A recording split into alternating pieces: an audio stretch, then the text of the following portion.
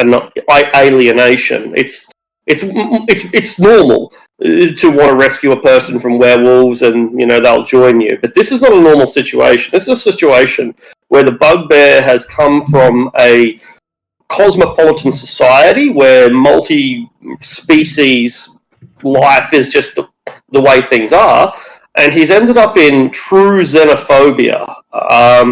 And he is a monster. And giving the introduction where he's being harassed by real monsters doesn't hit that home hard enough. What about the those like savagery druid guys that wear loincloths and shit, and they have him like probably not on the stake to cook him, but more so like tied up upside down sacrificing and him. poking Wicker Man. Yeah. Wicker Man.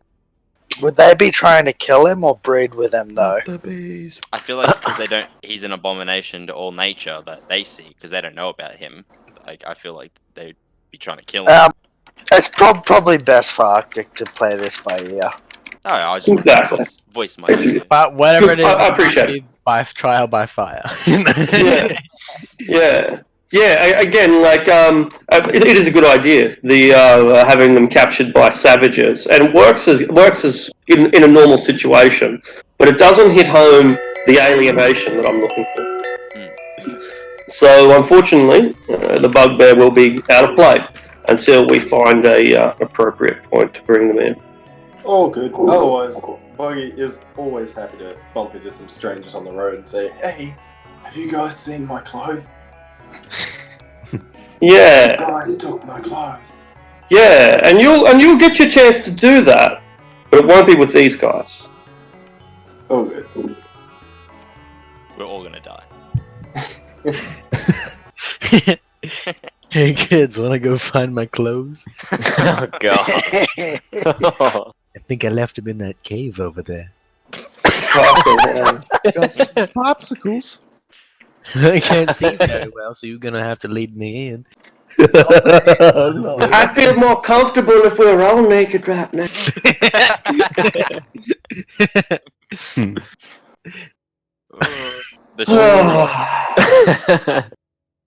Can't believe I validated that by contributing. Are we recording yet? We are. We got all of that. Don't worry. I got some popsicles in the basement. I'm just going to attribute the last 2 minutes there to Billy's aura, and let's move on. Welcome everyone back to Barovia. We find ourselves trapped here within the misty forests of this forsaken land. We find ourselves the plaything of its lord and master, the Count Strahd von Zarovich. We are alienated from the locals, unwanted, unwelcome, only now just starting to find our place. We have friends, one family at least, in Balaki. We have served well and aided the same family, the Martikovs, down with their winery. We've gone above and beyond, in fact, after liberating their winery from invaders. We continued to help them and retrieved one of their magical gems, which will allow the fields here to spring with magnificent wine in a climate entirely unsuitable for grapes. And we have finally found acceptance within Kresk. Where we have finally found acceptance with the sword, we have conquered heaven itself and driven an angel from a church. To any normal ears, this might sound like some terrible crime against the gods, against nature. But we feel justified in our decision. We feel as if this so-called holy enigma was actually a horrible, fiendish monstrosity in disguise. It was a brutal battle, but we triumphed. And now we have left the village of Kresk in the hands of an old man his insipid wife, their half-mad son, and an increasingly displaced Ismark, brother of our own companion, Irina Kolyana. Strahd is after Irina Kolyana, and he will apparently stop at nothing in order to obtain her.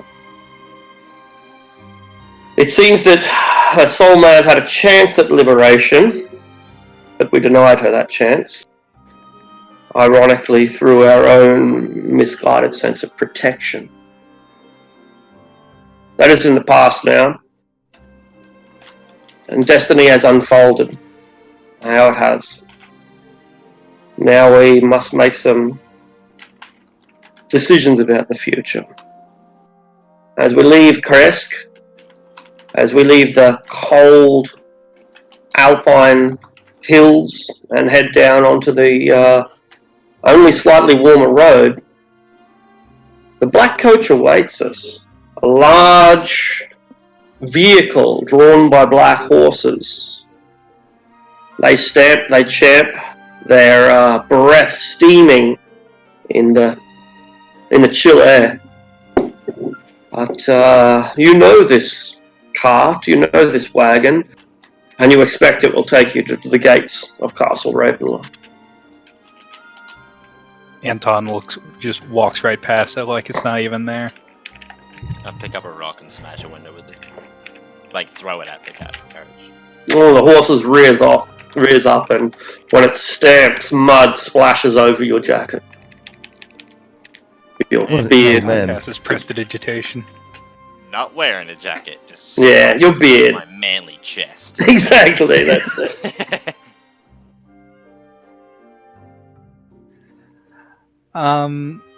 So, just to suggest a course that we can debate around, I think we start heading towards Zavlaki, stop by the tower on the way to pick up Esmeralda.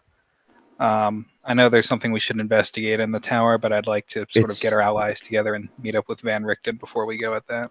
So, maybe meet her, then go to Zavlaki. No, I agree. Sure, yeah, that sounds like a good plan. We can't forget that I have to speak with that head again at some point, but we can always come back to the tower. Yeah, indeed. And we don't know how long Van Richten's going to be in Zavlaki, if he's even still there, so we should probably try to get there as quickly as we can. I wonder if we will see the Mad Mage cast lightning across the river again.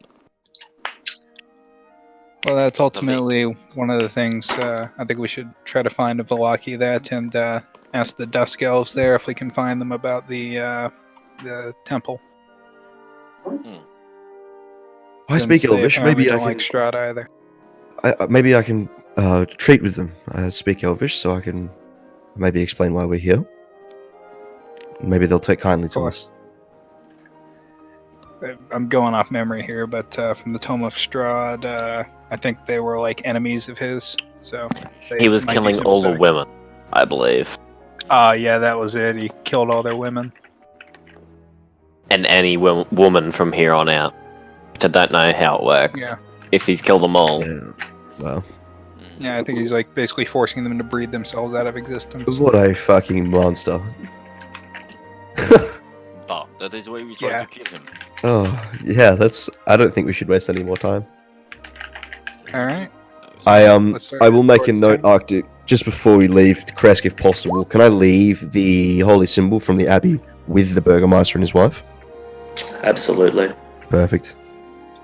Yeah, and you fixed it with the fabricates. Yeah, right? I haven't done that yet, but I can. Well, I mean, if it's here and I come back, I'll be able to, and we can put it back in the church. Cool. All right, that's easy.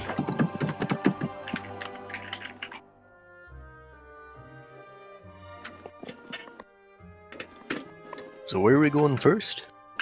I think we're headed to the tower, right? Do we have business at the tower? Can we not just make for Esmeralda's there. Oh, I see. We can look for that, like, the heart thing that he was talking about. The heart of the tower. Yeah, let's not waste time there where we don't know if Van Richten's still in Blocky, and if he is, how long he's going to be there. And out of character, let's try not to keep the new guy out of the session too long. True. Oh, you're a sweetie, but I don't want to. Maybe we approach. We'll fit me in where I fit. Yeah, I'm trying to be considerate. Yeah. Walk up to the tower and he What- falls out What the a top sweetheart. level. Oh, hey, look, a bugbear. Oh, hi guys. A goblin would make a very excellent addition to our party. The dwarf says, I agree. Let's start the session with you trying to rob Esmeralda's wagon. Oh shit! We could really use a highwayman in our party. Do you also specialize in burglary and assassination? I don't much like burgers. Probably because we've got a burgermeister right here. Oh, I don't think he and I Yeah, are it's gonna true. get He's a good along. friend of ours. Alright, The burgermeister. let's go to the tower. Burger Master. Alright, let's go have a look. Keep your eyes peeled for any werewolves. Now, is there any sound of wolves howling at all at this moment, Arctic? Make a perception check. Sure. 15. Yeah, there are wolves howling in a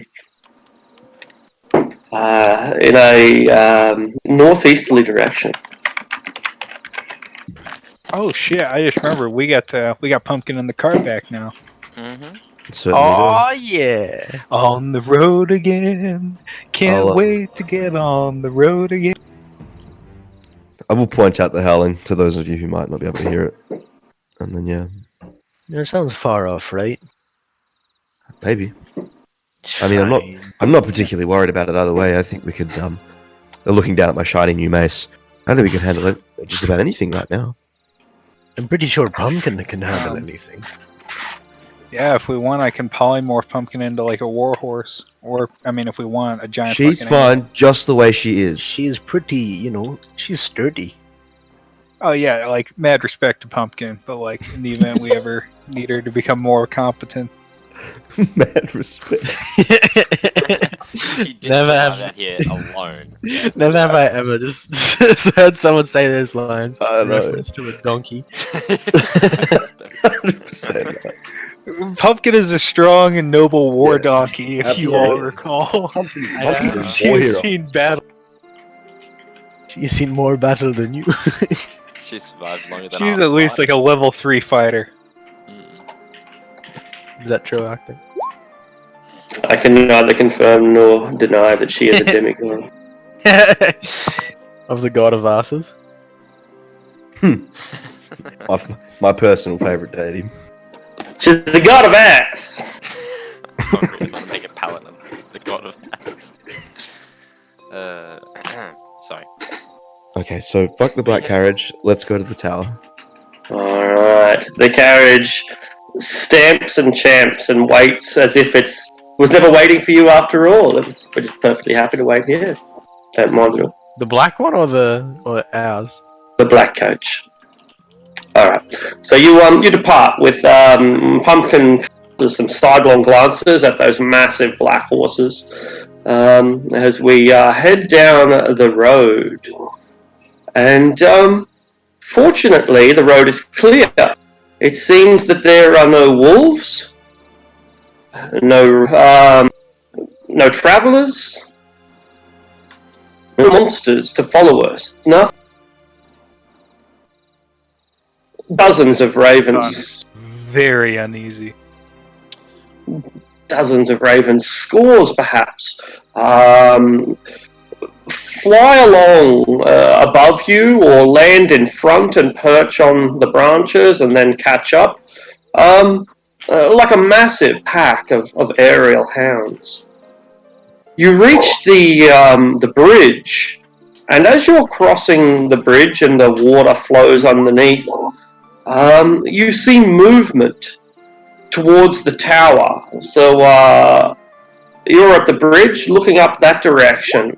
You see, you catch a glimpse of movement. Was it a wagon or a cart or a horse or something? You can't be entirely sure. but soon after seeing it, it's disappeared. Something near the tower, you said? Yeah, that's right, on the shore of the tower, around about here. Alright. A mile away. What do your elf eyes see? I do not have elf eyes. I have half Can of I- them eyes. Well, we could take a shortcut. What, along the river? So Well, 21 along the make out bank. anything. 21 makes out a Vardo, which is one of those Vistani wagons. Colourful, small, but spacious, richly decorated, and Is it Esmeralda's wagon? Like, do I Not recognize certain. it as the same one? could be. Does I think it it's just Esmeralda's wagon. Does it? Is she pulling up or leaving? Or is the wagon, sorry, pulling up or leaving? You only caught a brief glimpse of it, and it's gone now. Anton see. likewise only caught a brief glimpse, but he was pretty confident that it seemed to be a Vardo leaving that tower and travelling along this the ruler keeps this direction. Right? Yeah, okay. So you're on the bridge looking up. It appears to have gone like that. Right on. Yeah, Towards the road. towards the road. Yeah, she seems to be heading towards us, or perhaps away from us. We should probably try to make sure we get to the fork before she does, so we don't miss her. We're Alright. gonna Alright. out a pumpkin and pick up the pace. You don't send out a scout ahead alone? I like how you specifically said alone separately know. from the sentence. Yeah, we have a horse left. One left, don't we? The Yeah, one send the died. horse off. Yeah, We have one. horse. Mindaris, could Two. you do the panther thing? I don't know if that takes a spell slot or something. No, I I don't can know do the panther thing. Alright, I will ride you so we have at least a buddy system. Alright. Nice. I'll go with the two of them on the horse.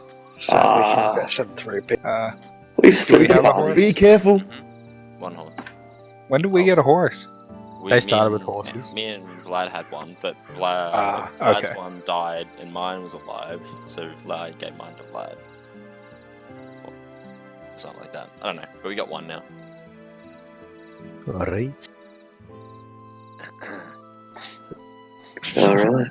So you head up towards the tower. Do you take the shortcut or along the road? Well, she was heading towards the road, so that's She probably where is. we're gonna meet. You're probably right. That would probably be a better way to intercept her rather than trailing her, even though you'll move faster. And your plan is successful. By the time the party has reached the crossroads here, you've already ridden up and cut her off at the pass. She seems ready for you, however, and she's got her crossbow. She's lining up the panther, about to shoot, when she sees that there's, well, it could only be you people. A cat, a little tiny man, and a bushman riding a horse. It could only be foreigners. Hello, Esmeralda. I have come out to look for you. How fortuitous that I should find you on the road here. It seems that our luck is finally turning. Indeed. Apologies for keeping you waiting. We got caught up in quite some business in Crest. Ah, I understand. I began to worry and wonder about you. I was about to come down to Crest myself to see if you are all safe and sound. Well, and like Anton's face falls and he says, most of us. Most? Well, what has happened?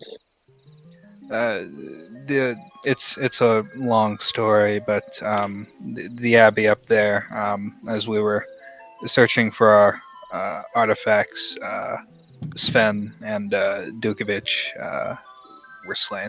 She was there. Yes, that was Oh, right, when fuck, you never found mind. me. I did not have a chance to meet them, unfortunately, but Well, shall we, now that we are all reunited, where to from here? I believe we were intending to make towards Valaki. Ah, well, let us continue then. We should wait briefly while the others catch up. Ah, yes. And so the party once again reunites, and Vado moves about the speed that your pumpkin does. So, in one of the largest, Is it Yeah. still loaded with like 500 vials of alchemist fire? it absolutely is. Yeah. She's Can packed we them up hang again. back like 100 feet? They're not like dangling like air fresheners though. They're all packed up and sealed in relatively safe. Faces. Yeah, that's right. However, if she got hit by a fireball, then we would blow Barovia to Greyhawk. You know. The entirety of the plane just gets sent somewhere else. I mean, if we ever need a backup plan to kill Strahd, throw a bardo on him. just take the fucker with us. In case you haven't worked out, Buggy, we have vials of alchemist fire all kept in the same small wagon. So Yeah, yeah, no, it it's seems like a great idea. it's, I really hope Like, the fall to wagon the doesn't bridge. hit like a bump in the road. it's probably not the best military logistics, but we're average.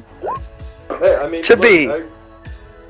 I could just rock up to Strahd's castle with it and be like, hey, food delivery. Catch. Comes up first, Yeah. sign for it. Kate's going out. Hey Strahd, there's some juicy uncooked bloody steaks in this wagon. Strahd, you guys Ding, have a ding, body ding. Hey your Strahd, body, that Irina's in wagon this is. wagon. Just send the bard with the wagon in like a UPS uniform and be like, I can't let you have these until Strahd signs for it. He comes That's out right. and somebody fireballs the wagon and Strahd. As well as the bard. Yeah, well, it was only a bard. Just death ward Irina, put her in the wagon. Done. Sounds like a good plan. She'll reincarnate, I right? haven't joined yet and I've solved Death the whole Ward. campaign. Arctic, jeez. Yeah, Death Ward. First time she goes down, she doesn't go down. I mean, the Apologies, flames I'm will probably kill her Strahd doesn't afterwards, start the but day casting Death Ward on himself. give her like flame protection or something. Yeah. Simulacrum. Simulacrum. Where to from here? Do we want to check out the tower before we go to Valaki and see if we can find this thing at least? Maybe. We can come back for it later. You probably like the gargoyles will probably beat the shit out of us. Well, there's that. Yeah. Oh, With Esmeralda not in the castle anymore, I think it is quite dangerous to try to go into it without her. We should just go to Valaki for now. It's easy to do the zigzaggy thing, right, with the fingers. But anyway, What? don't worry. I know you got small brain problems, but we can leave it at that. I do not have small grains. My harvest is big. Don't talk to me. You're a farmer, right? What's a palmer? Let's go to Valaki.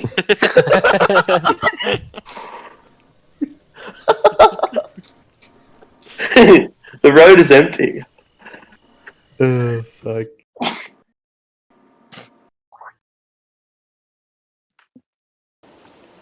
You see deer, moose. Oh dear. Indeed. A deer. shit. We should A doe. jump on this opportunity. Like first time we've seen wildlife apart from wolves.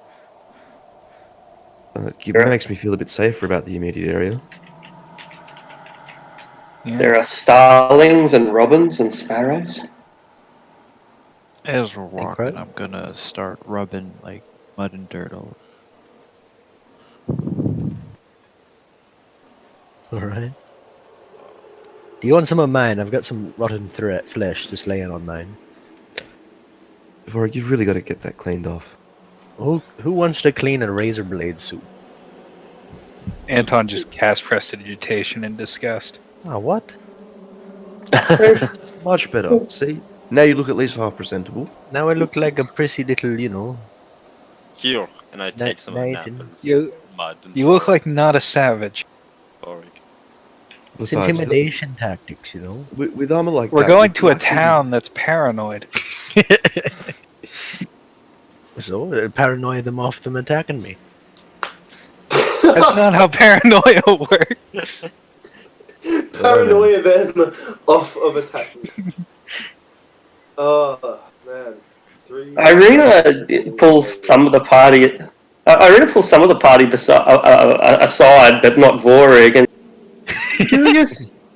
do you think that we could get him to have a bath in the river? I could chuck him in. I think you should chuck him in. Alright. When we Use go a over the rope. bridge or when we get to the lake? Do you have a lot of soap? What is soap? Ah, it's like when you rub yourself with animal fat. You have some pretty weird kinks, Arena.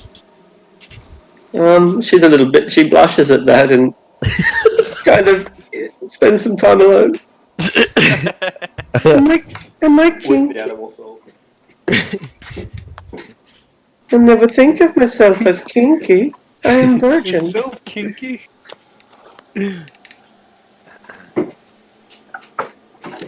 Oh, I'll sit next to Vorig. Sit. I sit next to you, yeah, well, on the wagon. Is it a cart or is it a wagon? A wagon, a card, the transportation. I'll The sit unit. Pumpkin's pulling like. I think just sweating like that. I wish these people would get off my car. I'm not riding in it. I'm walking. I'll walk next to you then. Nonchalantly. She breathes a sigh of relief. She's hardy. She's not that hardy. Sorry. Can't carry all the alcohol and all the people. What's it to you, big fella? What is what to me? Why you like walking so close? You might cut yourself.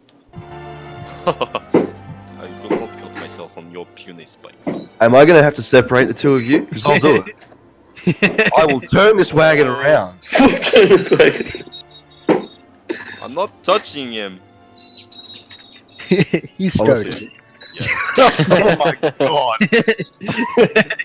I will start calm motioning your ass if you don't By the settle fucking down. sun. Children.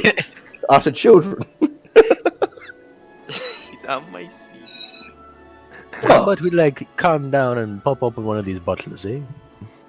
What's this? You've come across a post-it note, or rather, a town script that has been nailed to one of the. It's near the Wolf's Head Jamboree, and it's also near the Festival of the Sun. There's a whole new holiday in Vallaki. There's a whole new holiday.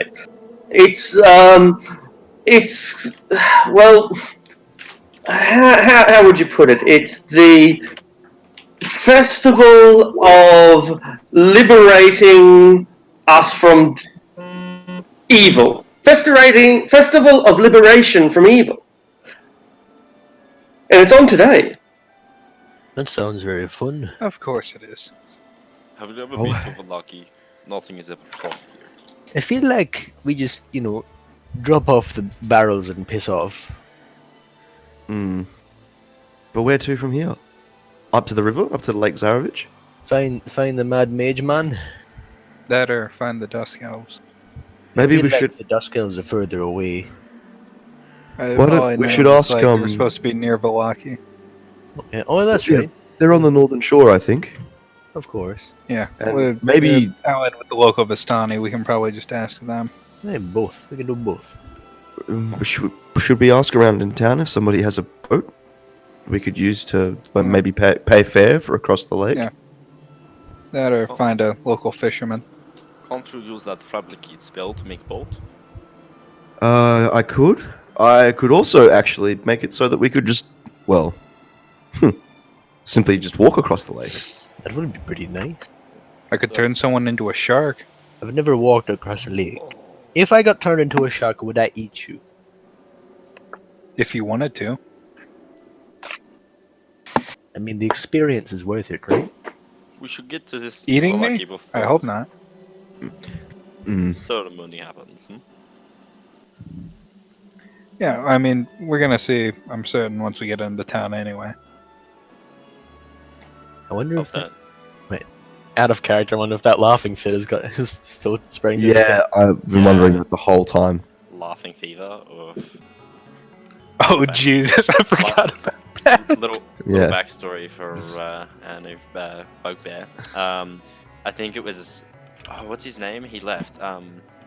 Augustin. Anton. Augustin. I gave Augustin Not Anton, a sorry. vial of a virus, giggle fever, I think it was. Like the Joker gas. Yeah, basically, and it's a like a highly infectious disease, and it basically makes people laugh until they pass out and die. Stroke and gas. he basically set that loose in this little cult of Strahd meeting, and it's kind of just we don't know what's happened to it yet. So Oh, cool. Yeah, we left town That's- immediately afterwards. yeah, I think only he knows about it though. only Anton, yeah. But I would. Augustin. I think I was there. But did Yeah. you see him slip it into the drink? Can't remember. A long time ago. I think Dukovic noticed it was gone because it was in the pouch that everyone could access. So Mm. Yeah. Was there not like a huge, oh my god, this WMD is missing? No. It was No one like really some- cared about it, I really, guess. no Yeah, one we really did. went into that. Yeah, none of us know about this, so I don't know why we're discussing it. Oh, wait, Magic. doesn't that Okay. mean we still have the anti-aging potion, the beautification one? We've also still got the mother's milk. Oh god. Anyone want some mother's milk? It's like green, isn't it? Yep, it certainly is. Slip it to the bugbear. Drink it, pussy. Yeah, It's the initiation. We're talking about gang. Okay. We're like a frat. Alright, speaking of the bugbear. The bugbear has an idyllic life, as such as a bugbear can have. Are you... I like to go all the way back when I explore a character's origins, and that means finding out who their parents, or maybe even their grandparents were. So tell me about them. Was your father a hard-working man who worked for the council, and your mum, had to struggle to raise 19 little furry kids, or what was life like? Were you urban bugbears? Did you live in the forest? well, Buggy actually comes from a long line of bugbear mercenaries. He Uh-huh. never met his mum. Okay. Because his mum was a deadbeat and she left when he was a kid. Alright. So, Buggy was raised by his dad Yeah. in the Bugsons and Sons mercenary company. Alright, so how many sons has he got? Like heaps of He sons? had several sons. Yeah, right. Several. Definitely more than three. More than three, More than three. at least. And he spent his first 15 to 20 years just training, trying to get better with the spear. Then, after a bit of a career in the mercenary field, he struck it lucky one day, and he came into enough money to retire. And he married his wife, and he had a kid. And Oh, yeah. that's about. He lives a pretty uneventful life. He's just good with a stick. Alright, well look, mercenary life in Eberron is interesting because they've got some pretty bizarre weapons of war that they use. Were you fighting against common humans, vampires, war machines, or mages?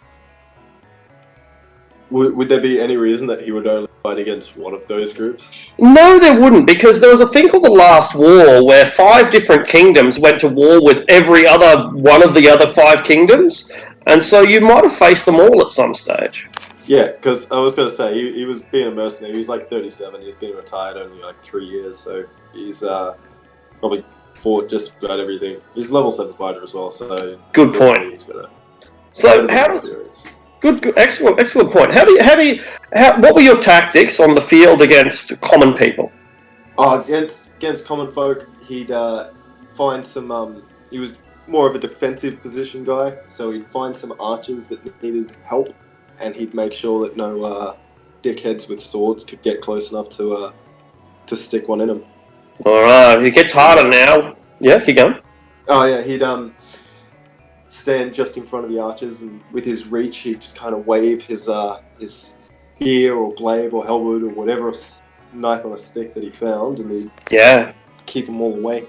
Brilliant. You could stop a cavalry charge, or you could countercharge infantry that made it to those lines. It was a good positioning. Yes. It gets more difficult when you face Karnath. Karnath are vampires, and their generals are vampires. Many of their troops, however, are zombies, and necromancers supplement these incredibly large field armies of undead. How did you deal with that? Impossible. Well, what he would do is he'd get a bunch of alchemist fire, and he'd tie them on ropes, and he'd spin it above his head, and he'd just lob it into the oncoming hordes. Brilliant. He would have flaming undead, and then he'd just kind of use his spear thing to push them back into each other so that they caught on fire more. Yeah, very cost effective. For 100 gold pieces, you're able to take down zombies that would have cost thousands to animate. Yeah. Brilliant. So, you've been given a special task, assassinate a mage lord. How did you go about that? Oh, he waited until the mage was asleep, and then he dropped a big rock on his head. Some techniques never go out of style. Mm-hmm. But what about the Warforged? When you had to fight an entire army of animated constructs, robots, if you will, there's poisonous gas on the battlefield. There's meteor storms raining down from their supplementary wizards. How did you deal with such a situation? With a screwdriver. Disassembling. Very cunning. He, in that situation, would likely have waited out in cover until they used up the brunt of their artillery-based magics, and then attempted to go for the generals, led a pretty precise charge towards their most fortified position and try to break through. He wasn't a field commander though, so he would try to listen to the orders he was given. Well, but yeah, you've earned your retirement. There will be very few people who would ever say that you got where you were through your name alone. It was your actions. You're a self-made bugbear. Yeah. Now you've retired. Buggy. All right, Buggy. So, Buggy, the last 3 years have been good. What did you do with your fortune? Where did you settle with your family? What does a Sunday afternoon involve for you? I don't really know the landmarks and areas. Sure. A city, a countryside? Did you... Oh, countryside. He settled down in the countryside. Nice, like by a lake maybe? Yeah, he's living by a lake. Lovely. He mostly spends his days trying to... kind of home improvement kind of thing. Building an extra room on the house, or cutting down some trees to expand his yard, trying to make the view of the lake a little nicer. Your shed is so big. You got the biggest shed. Big old shed, a lot of tools. Fantastic. Yeah, more of a barn, really. Yeah, his favorite tool is the saw on a stick. Cool. He uses that to chop branches of trees. Oh, that's reminds me of his days as a mercenary. Brilliant. You can start a business just being a tree lopper alone, like cutting down branches 15, 20 feet off the ground. That's an art form. He always had a passion for landscaping, and he's trying to embrace that now that he's retired. Oh man, this is the most magnificent backyard that you've got. There's ducks and swans and this endless blue lake.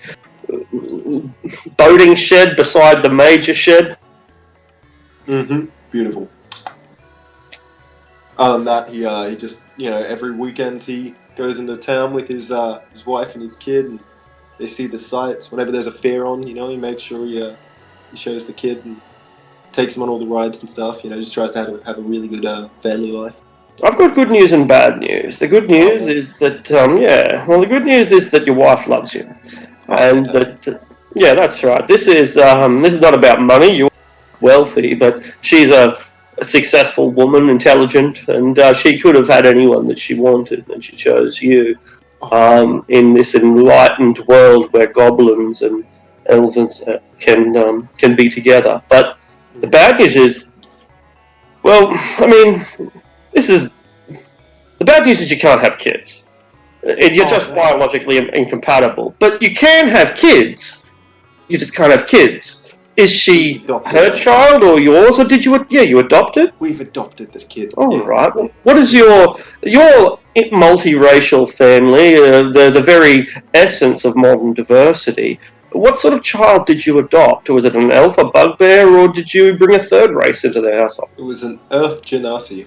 Magnificent. And this poor Earth Genasi had been orphaned during a hobgoblin raid. Ironically, it was goblin liberationists who were trying to create a kingdom of their own. We took these lands from the goblins. When I say we, I mean the humans. Here we are identifying with the humans again. Oh my god, I'm so integrated. But a long time ago, this used to be goblin land, and the humans and the elves and the dwarves came along and killed everyone and took the land. A long, long time ago. It's ancient history. But there are still some goblins who think that they should have land rights. They should have entitlement to this property based on their ancient ethnic heritage. But I mean, we won the war. I say we. I mean the humans won the war. Anyway, your wife loves you, and you've got this magnificent son or daughter. Is it son or daughter? We'll go daughter. Beautiful. So you got this magnificent Earth Genasi daughter. And she was always very afraid of the water growing up. But growing by a lake, she had no choice but to get used to it. And she did. You took her fishing. You learned taught her how to gut fish and cook them. And she developed a passion for it. And what began as throwing in lines and nets on the shore turned into the pair of you going out into the rowboat. And after a few years, you managed to get the courage to let her do that by herself. She's very good at it. And so one day you've enjoyed an idyllic afternoon. You've been working in your shed. You've just made a new creation for your wife. What is it? Oh no. I have made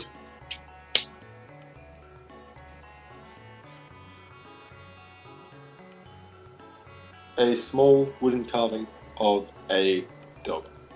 Brilliant. And what's your daughter's name?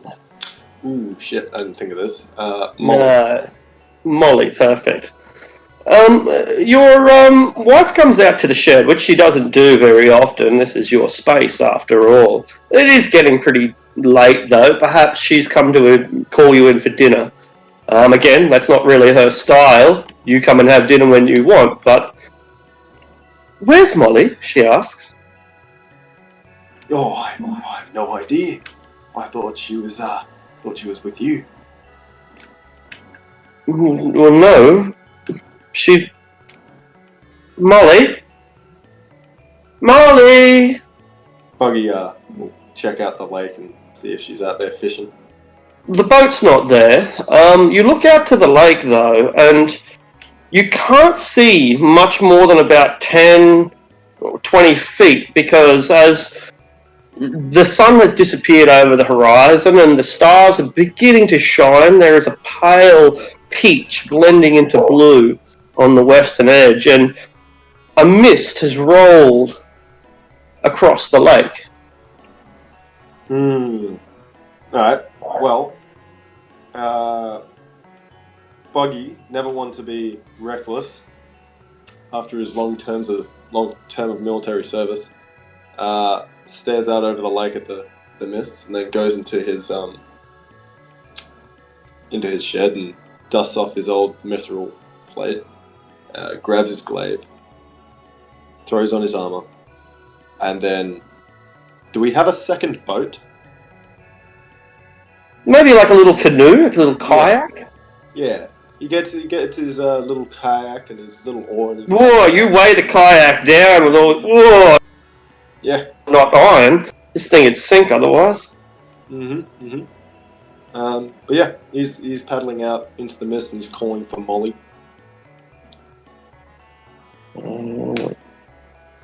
By the time you've...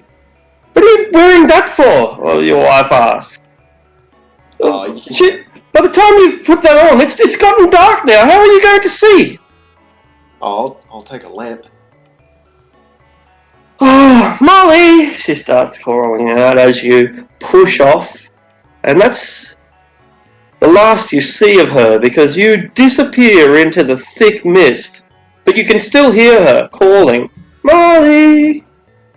But it gets more distant and muffled. Molly!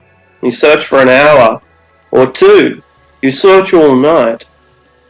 Only when you, the mist doesn't lift and you can't find the shore.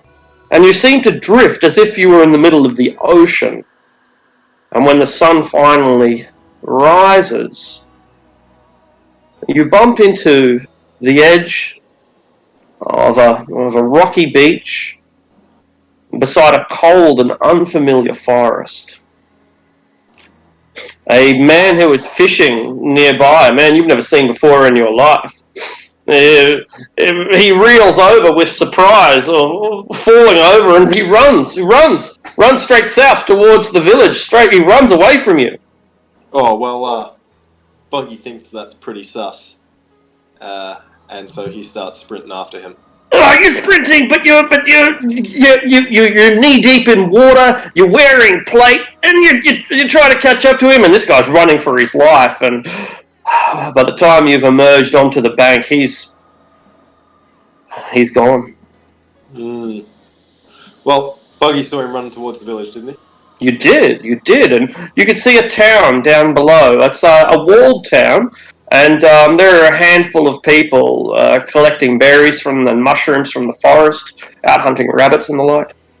Alright, well, in an effort to seem peaceful, Buggy slides his glaive into the loop on the back of his breastplate and takes his helmet off and holds it under his arm. And he holds one hand in the air as he walks down the hill towards the village. Alright. By the time you get there, the gates are opening and armed guards are coming out on horseback. They put their lances down and begin to encircle you. 15 to 1. Buggy, he very slowly takes his helmet and he puts it on the ground and he puts both his hands up in the air and he says, I'm not here for any trouble. I'm just looking for my daughter. You are lucky you speak the common tongue, monster, or we would run you through like a... Well, I'm not a monster. I'm just a bugbear. A bugbear? I haven't shaved in a while. I know my beard's a bit long, but I'm really quite nice. I'm not a bad man. Maybe it is one of the hill people, sir. No, it is not a person. It is a creature. From hell. No, I'm not from hell. It is a mutant monster, and it must be placed in the dungeons. Oh, no, not the dungeon, please. Oh, I don't like the dungeon. It's cold. You say you are called Bugbear? Well, Bugbear. My name is Buggy.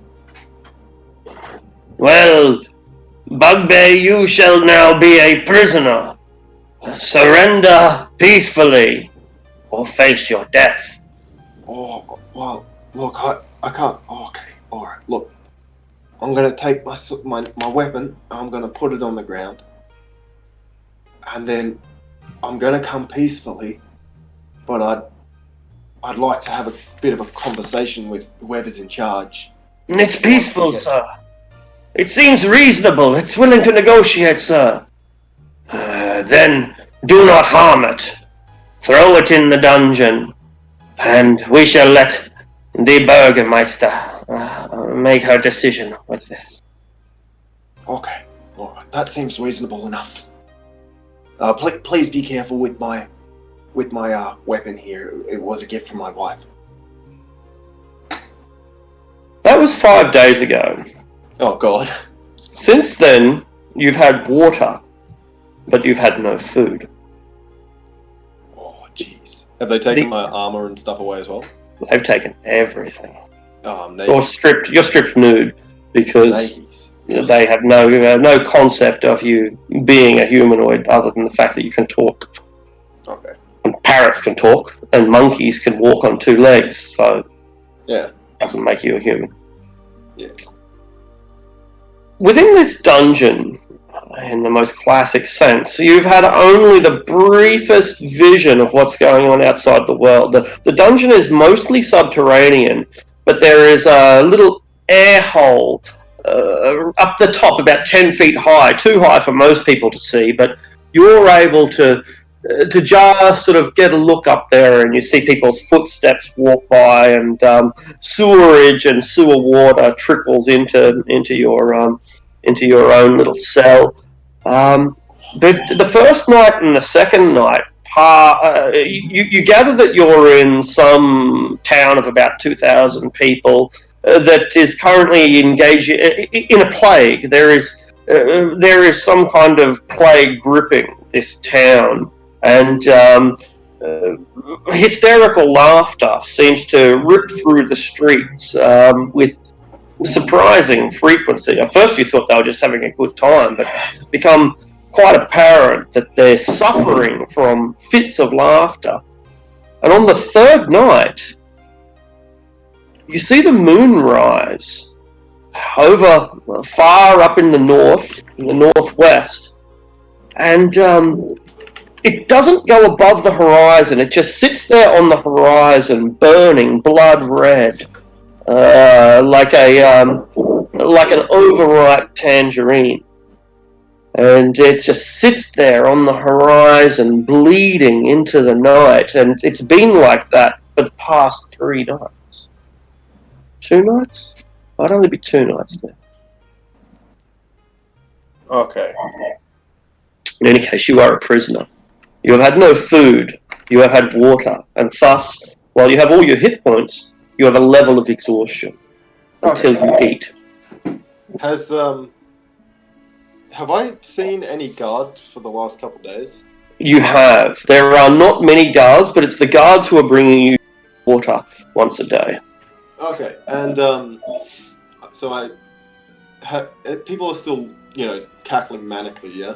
Yeah, that's right. Probably 1 in 10, maybe 1 in 5 people who walk through the streets just stop, and what starts as like a sneeze or a cough descends into maniacal laughter. Alright. Well, it's been 5 days without eating. So the next time the guards bring me water, I'm gonna ask them for food. Alright. Meanwhile, outside, things couldn't be better. The birds are chirping, the rabbits are running, the fish, the trout are jumping through the crystal clean river. Barovia is beautiful today.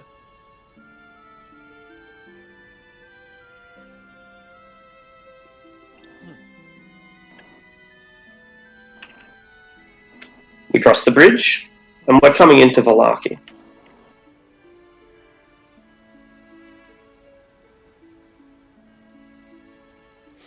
They're gonna be nice this time, or are they gonna is it gonna be a crazy one where they, get real mad if it doesn't work out?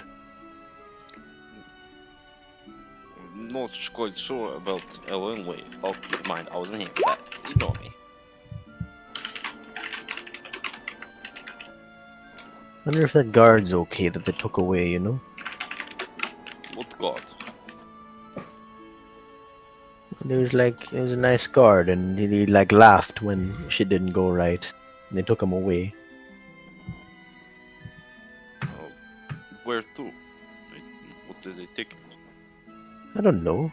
I'm not a guard. Was it a nice takeaway or bad takeaway? Probably like Hungry Jacks or something. Oh, So not nice. uh, Well, let's just like drop off this alcohol to the tavern and leave before they can mire us into some other strange Yeah, celebration. we should check in with the Martikovs and let them know that we helped out at the winery. And that is the tavern. Yeah, I know. Yeah. Yeah, let's make our way there. Oh, do we want to search for what's his name? Richter, Van Richten? Van Richten? Yeah, I think. He was here last time we saw, right? I think so. I don't remember seeing him personally. Oh, no, wait, we saw his cart because it's the. Yeah, I'm not sure. I can't remember. We'll see. Alright. So you return to Wallaki, and you find it almost unchanged, save for the laughter. In fact, there is still a wicker ball hanging in the middle of town, or rather, there is a new, fresh wicker ball hanging in the middle of town. But this is not the festival of the blazing sun. This is the festival of wars against evil. And the guards recognise you. The gates are open in any case, and so you are admitted in. You can't help but notice the change in demeanour since you've gotten here this time. People were glum last time. It seems that everyone's glum everywhere you go in Barovia. But everyone's so happy in Vallaki today. Well, not everyone, but 1 in 10 people are laughing hysterically. What's the big joke?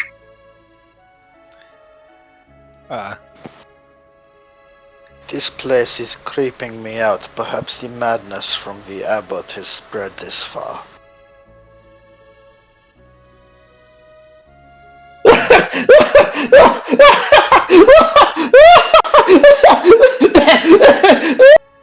An old man collapses in front of you, laughing.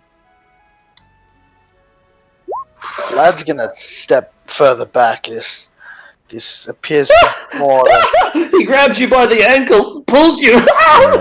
Don't kick him away from me. I rush over and kind of lean down beside him.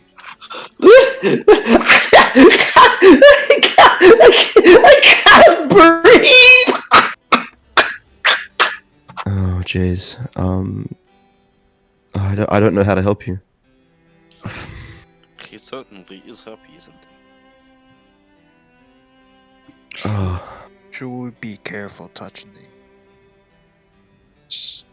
You should take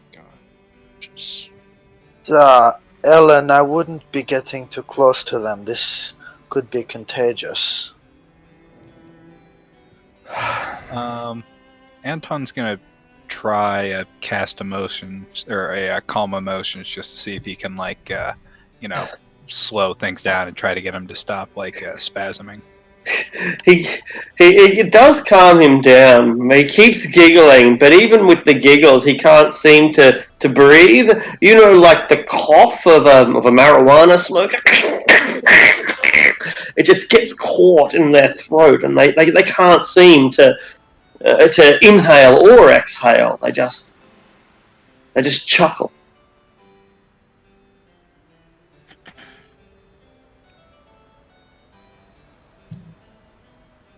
I begrudgingly kind of stand up and take a few steps back from him.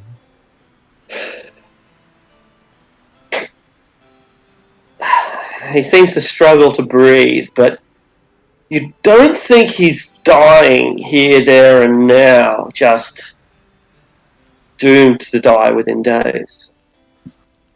I suggest we deliver this wine and keep on moving. Indeed. It's your lucky day, Bugbear, says a guard that you haven't seen for a few days. You feeling hungry?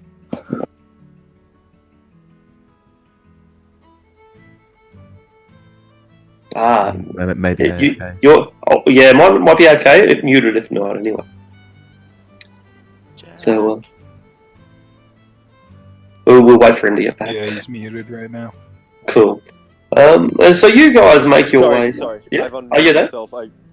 Yeah, what's up? Perfect. So a guard that you haven't seen in a few days comes down and says, "It's your lucky day, Bugbear." Oh, fantastic. Are you going to take me to speak with the captain? Yeah, that's right. We'll just have to put some manacles on you for just for a bit of show. You understand, don't you? Oh, yeah. No, of course. What do the manacles look like? They're iron, and he has two sets. Yeah, maybe use the other set. Bugbears are pretty strong. I don't want anybody... I can break one of these, but put two on, because I don't want anyone feeling anxious or anything. I know you people are pretty afraid of me, is all. Oh, right. Well, he's not sure what to do now. He tries to put them around your hands, and they're almost too small, but he latches them in on just the largest setting. Then he does the same around your ankles as well. And he lets you out. Okay, good idea. Alright, now come with me. Well, I was just going to say, I'm feeling pretty hungry. I haven't eaten since I got here. Do you think you might be able to slip me just a bit of bread or something? I don't want to seem a little out of sorts when I speak to the captain. Don't you worry. We will take care of you. We will take care of you. Oh, you're a good bloke. I really appreciate that. When I've sorted all this out, I'll be sure to come back and chuck you some gold. Now you can see in the dark, can't you? I can see in the dark. Good. How did you know that? Oh, because they told me you are a goblin. And I know a goblin can see in the dark. Well, goblins are more of a tenuously related cousin to the bugbear, but it's good that you guys have done your research on us. I appreciate that. That's very sweet. He seems quite confused, but getting impatient in any case. It is because you have eyes for darkness. It is very bright outside. We will put this on you. And he puts a bag over your head to protect your eyes. Oh, that's very sweet. I appreciate that. Could you, just because it's a little hard to breathe inside the bag, could you raise it up above my just so I can still breathe easily? You're being so polite to him that he does it. He tucks it behind your tusks, using your tusks to latch them in place. Yeah. Oh, that's very sweet. Thank you, sir. And so as the party is making its way through the centre square, and you see this great big wicker man rocking in the wind, they bring out a large furry prisoner who has a sack over his head and tusks are poking out from the bottom.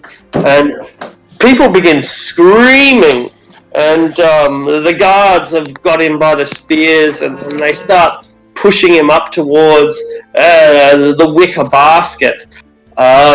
People are on hand ready with lamp oil and torches. There's no sign of any real authority other than the guards, but it looks like they're about 5 or 10 minutes away from the ritual you interrupted last time. Anton says quite loudly, "Oh dear, are they going to burn that creature alive?" What? And Buggy stands up real straight. Who are you going to burn alive? Make a dexterity saving throw, Buggy. Oh no! Oh no! Whoa, you do stand up, almost fall over, but with your ankles chained together so tightly, as soon as you perk yourself up, you almost topple over, but you keep your footing, you are still standing. Fantastic. They can't seriously mean to burn this fellow alive. Why would they do it? Why would they kill him? What is He's he a done? big lad, how'd they catch him? I'm not even sure what that is. I mean, for all we know, it's some kind of monster. I do not know. It appears to be very hairy. Could it perhaps be one of them druids from outside the city? Are there any guards around, Ark? Yeah, plenty, yeah. I'll go up to one and kind of point, like, what's the meaning of this? This creature is monster. Oh, it is burning alive for ward off evil. And the Is that burgomaster. loud enough for Buggy to hear? No, shit, no.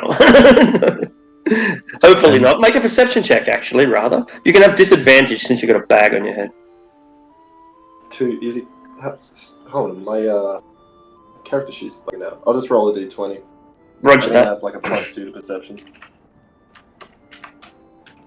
And did the burgomaster authorize this? So that's Yes. one. So I'm not even gonna roll the second one. You can smell lamp oil. I'll say that. Okay. Yes, she ordered this. She say it will lift evil spirit of plague. How? Because when you burn evil, evil spirit drives away. Why? It makes sense, no? No. How's this guy's hygiene? The bugbear? No. The guards are talking about burning the evil spirits away. Well, he's never heard of a toothbrush, if that's what you mean. Perhaps you should chase the sickness away with a bath. Or perhaps is that rotten meat between your teeth? He picks at it. Venison. He eats it. Can I have a look at the monster's face? No, it is no. You see it and you will go mad. You must stay back. Burgomaster's orders. Insight check. How far back? This guy's bullshitting us, surely. Yeah, likewise, Anton's suspicious of this. I'm not gonna go mad if I look at this fellow, surely. You can only guess. It does seem to be a far-fetched statement. Anton, on the other hand, these guys, you've seen this before. These are people following orders. They've been told to burn the witch. They're going to burn the witch. That's what you do when you live in society. You burn witches. That's what civilized people do. How close can they get? From Slumberhaven, do we know, are bugbears a thing that we know about? Oh yeah, goblins are definitely a thing, and bugbears are a type of goblin. Look, it's complex, but the short answer is bugbears tend towards murder. They're very good at murder. They're also pretty good burglars. They're also pretty good muggers. You might find a redeemable bugbear, but it's unlikely you've ever met one. They are among the worst of the worst. That's just, that's not being racist, that's statistics. Yeah, and I should probably ask, I can tell it's a bugbear, right? It could be a giant ape man or a particularly hairy orc. It might be, I don't know, maybe a furbolg. You ever seen a furbolg? You've never seen a furbolg. Might be a furbolg. Can I ask the guard? How far away do I have to stand?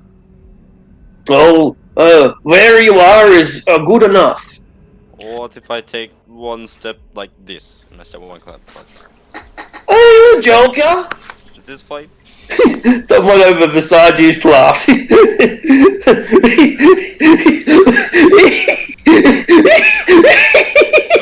Sir, please step away. Please step away. You Okay. I'll turn towards the bugbear. Big hairy boy. Oh, are you speaking to me? I do not see anyone else as hairy as you. Yes. Oh, What did you I'm do? sorry, I can't see. He's a witch! I did not ask you. I actually can't cast any spells. I have been trying to learn. I You're not just helping don't have the yourself. knack for it. Wait. Do you know why I'm just you are looking being for my burned daughter. alive?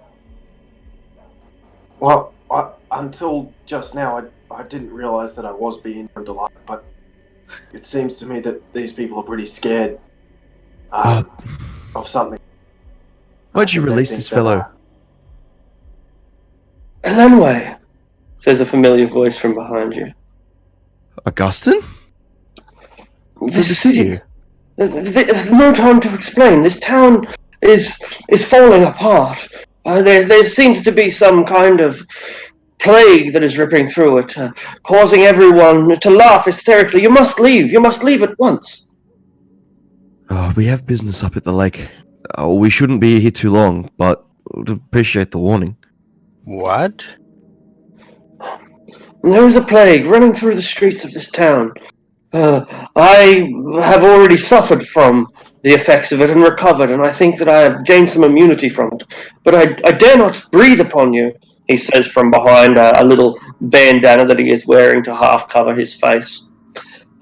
This poor fellow was captured a few days ago, around about the same time as you left.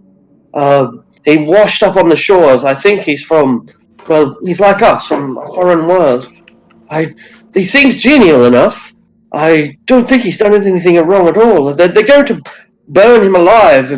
The new burgomaster, the old one is dead.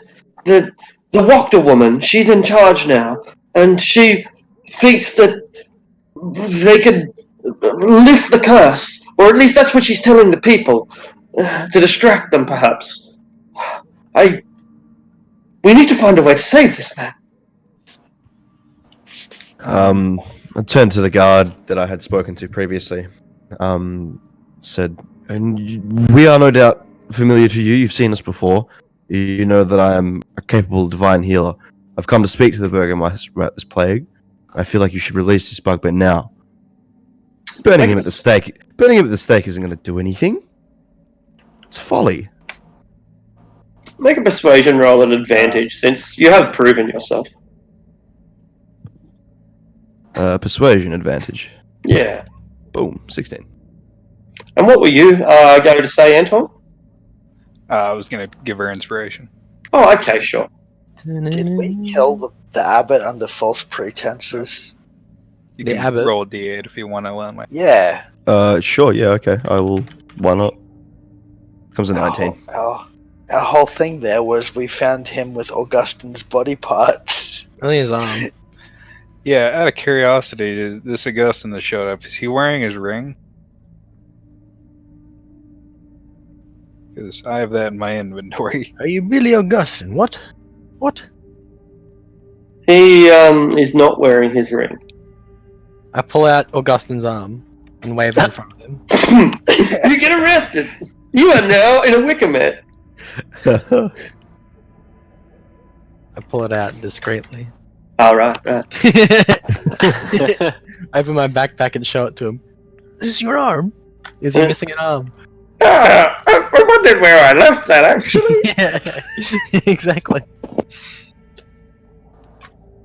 I thought you'd attack me, but I'm harmless enough. Oh no. I'm sorry, you've got me unarmed. Oh fuck. Alright, we need to find a way to free this man.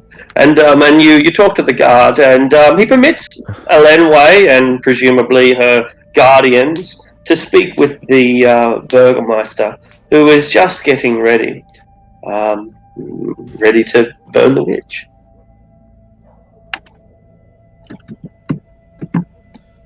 So, Once yeah. I've departed, Yeah. Buggy is gonna turn to the guard and he asks him, so you guys aren't gonna burn me alive right now, are you? You're gonna wait back?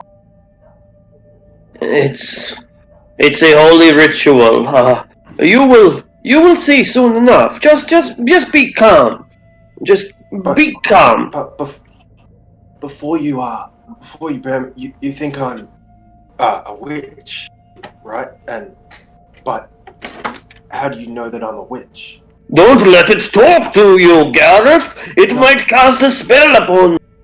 Oh, you are right, Victor. Just because, well, as we all know, witches they can't fight. And at least where I'm from, we have a trial by combat, where a mighty warrior will fight the accused, and the accused loses. Well, obviously they are a witch, but if they don't lose, that how could a witch win a fight?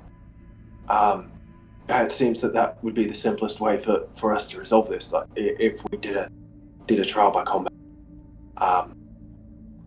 between me and the best warrior. Trial by combat seems fair. No, says the other god that you can't see. No, trial by combat is primitive. It is old-fashioned. Here, we do things the modern way. What is the modern way? We burn the witch. Oh, but how do you know if I'm a witch? Because if I'm not a witch and you do burn me, then surely it will make things worse, wouldn't it? Oh, maybe he is not a witch. Maybe he is a werewolf. I mean, if burning evil scares away evil, wouldn't burning something good scare away something good? You've got him thinking now. Yeah, he's just trying to drive this guy into a potential crisis while the others are sorting everything out. Is it right to burn a man simply because he is hairy? I'm not sure. I'm gonna stay with the wicker basket and the bugbear while everyone else goes and tries to sort it out, just in case they try and do a preemptive burn. Good idea. Yeah. Vlad will stay with I Victor certainly then. hope that these men never meet a Greek man. He's in for a bad time. Yeah, who was the Burgermeister now? I missed that. Hello, welcome back to Valaki. There has been a change in government since you were last here.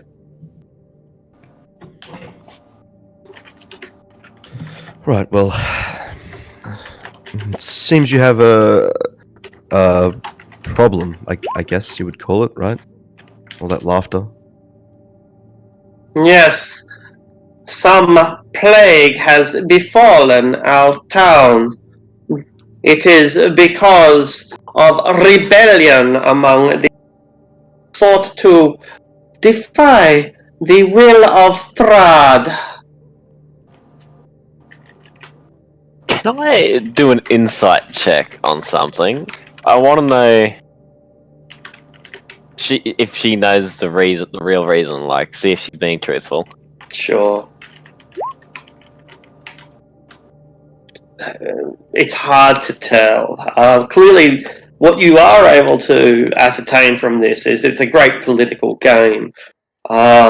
Anything that we're saying here, we're not really saying here. Anything that we pretend we're achieving, we're not really achieving. This is, shadow diplomacy, where you want something, in your case, to free the bugbear, but addressing it directly is probably going to fail. You know how nobles talk. You know how women talk? Right. Well, I intend to make right on this issue of yours. It's a nasty thing, this disease.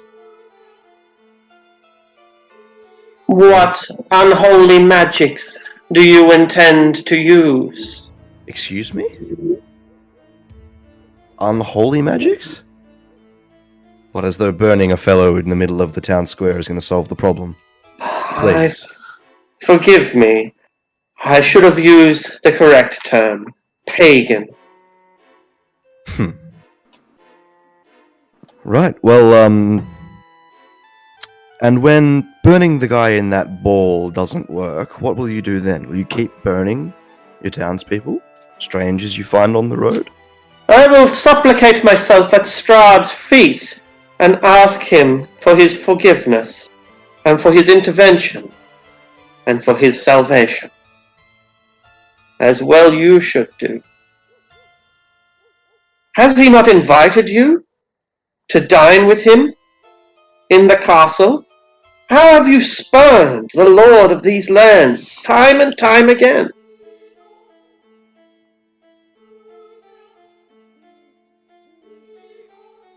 Because he tried to kill us the last time we accepted his dinner invitation.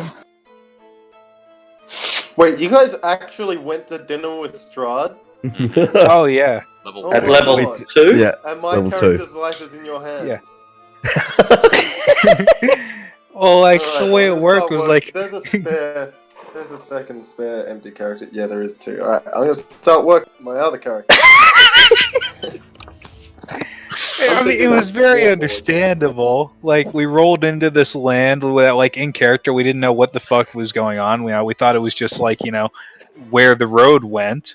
And then this coach rolls up and we're like, oh, I guess the Lord's trying to summon us. Right. So, yeah, we all got in his fucking carriage and, like, went to his castle. Even though And, Black Hawk yeah. tried to pat And literally how'd that go? one-shot me. Yeah, it went we, as well as you could imagine. We went into his Yeah. dining room. He cackled for a while, disappeared, and then, like, as we made our exit, like, everything started coming to life and trying to murder us. So we just fucking ran for it. Yeah. As you should have. Yeah. Okay.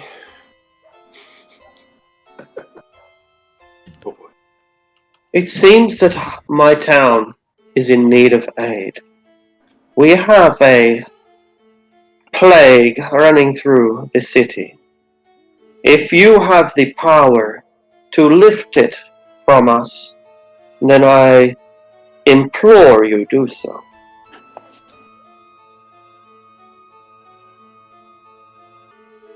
I will do what I can, provided that the fellow in the square is released. It's clear that he's done nothing to the town at all. He just appears to just be being put into literally a ball of wood to be burnt. It is a monster, a witch, a werewolf, some goblin creature. Do you know that goblins drink blood? I'll step up. So does the guy that you're like hoping to supplicate yourself to.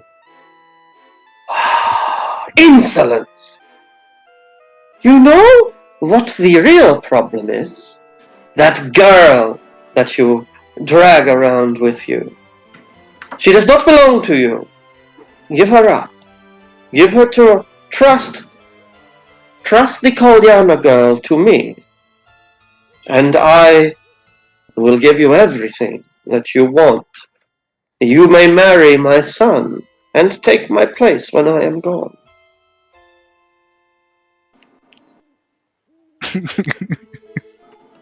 Not funny, Anton.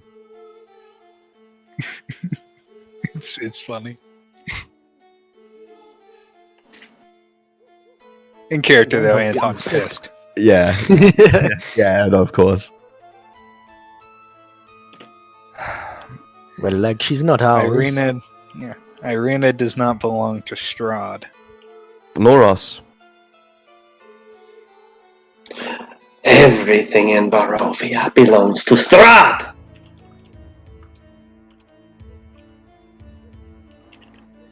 Do you want this disease cured from your village or not? Do what you must.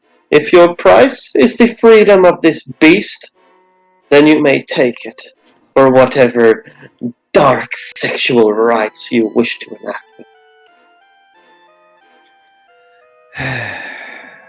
Anton just turns and walks away. Thank you. Bow slightly. Turn around. Follow Anton. Monsters! A town plagued by monsters. As I'm walking away, it's kind of leaning into Anton. Like, a right mind to take this mace and just club her one. In due time. In due time. Hmm. So yeah, when we get back to the burning square, Anton's just gonna go up to the captain of the guard and say, like, Burgermeister ordered the creature released into our custody. As you're approaching, he doesn't even notice you, and he's talking to his friend. Well, they should probably be called quarterlings, because they only have a quarter the weight of a real man. Oh, what did you say? Release the beast? No, that is impossible. You heard the We're a man. quarter of a man, but 4 times the dick, by the way. That's why they're stouts. Yes, the Burgermeister's ordered that you release the creature into our custody. He looks over across the courtyard, and she has appeared at the front door, and she just gives a brief nod. And not understanding, he begins to release the beast into your custody. There is a great deal of fear among people. What is going on here? But the law has spoken. Boy, it is that easy? The Burgermeister has released him already? We Yeah. I said that I would try and help with this disease that's riddled the town. Why would we do that? Well, that's kind of the thing, Vlad. I don't actually know if I can help them. At least not yet. Yeah, this is kind of hush hush. If the issue is just this matter, why don't you deliver the wine and wait outside the village, and I can see this man freed easily enough without wasting our time. Do we bring him with us? Do we let him on his way? I suppose we can ask him. You there, what's your name? Oh, are you talking to me? Of course. Oh, my name's Buggy. Buggy the Bugbear. Of course it is. Your parents had a great name in convention. Yes, well, it was my father's name and his father's. Well, Come Buggy, on, yeah. it'll please you to know that we've won your freedom. Oh, okay, sweet. Can you and Buggy kind of pulls against the cuffs. He doesn't break them, and he's like, "Do you reckon? Do you think you could get me out of these cuffs? I came damn close to breaking those." Turn to the guard. Hurry up, would you? Release him. Look, he's gone and bent them. You will have to pay for them now. It shows you the now bent manacles. It is 5 gold pieces to replace. I pick It up is the your items beast. off the ground, and I put them in his hand. Here, now leave. Is this some kind of joke? Yes, it is. No! And we start walking away. Hmm. Quickly. Buggy, still naked, turns back to the guard and says, "Can I have my clothes back, please?" You have equipment? He is too busy laughing into a hysterical fit, and he crashes into the dungeons from which you've been brought out of, and you just hear the laughter echo. Guards begin pouring out of the cells, trying to get away from the man in his hysterical pestilence. But no, they don't give your stuff back. I'm guessing they're down there. Hang on. And I'll grab off Yeah. a bit of cloth and I'll wrap it around my face so I don't have any breathable bad air, I guess. I don't know how it's but that's how he thinks it works. You can't go in there, says a man with a halberd. I am Anton starts laughing. Make a I am deception nurse. check with advantage. Oh, that's awesome. I am nurse, please step back. I'm a reroll. You're brilliant. They all run. They run the fuck out of the way. Let the nurse through. I take a step back away from Anton. Yeah. He convinced Anton, me. Fucking Anton, are you throw it. all right? Oh, okay. Yeah. God, that was very good. Very convincing. Oh. Holy, what did you have down there? Oh, just a glaive, and a set of mithril plate armor, with the word buggy, etched into the That breastplate. does not matter, I cannot read. I'll be Oh, okay. And I kind of hold my breath as long as I can and try and go down and search for whatever gear I can find. Excellent. It's the shiniest stuff you've ever seen before. This buggy must be like a knight or something. Yeah, he must be a fairy tale knight. Like that's. Yeah, you've heard of the Beauty and the Beast story. Has your character heard of the Beauty and the Beast story? Maybe he's the Beast from that story. The Strahd and the werewolf story? Something like that. Yeah. Yeah, I think I heard that. He's very rich, whoever he is. This stuff's worth millions, thousands, anyway. Do I find any other like random crap from the guards down there? Yeah. Make a investigation. At least we're taking Constitution saving throws, yeah. He comes out with his arms full of just like a heap of city crested longswords. That's what I really want to do. I just want to pick up as much shit as I can and just pull it all back. What is yours? You do find like a lot of gear, shields and swords and banners, but you know what you find is a pair of brand new boots in your size. You have never seen boots in your size before. Mwah. You guys gonna have to like calm his throbbing erection. I immediately carry them all the mithril armor, the glaive or the spear, and the boots back up before I start breathing. Excellent. And, I'll throw the boots on. so everyone sees how magnificent this shining armor is, but of course Victor's distracted by the arch support, which he has never experienced before. I can now put my boot up someone's ass. I've always wanted to do that. You get inspiration.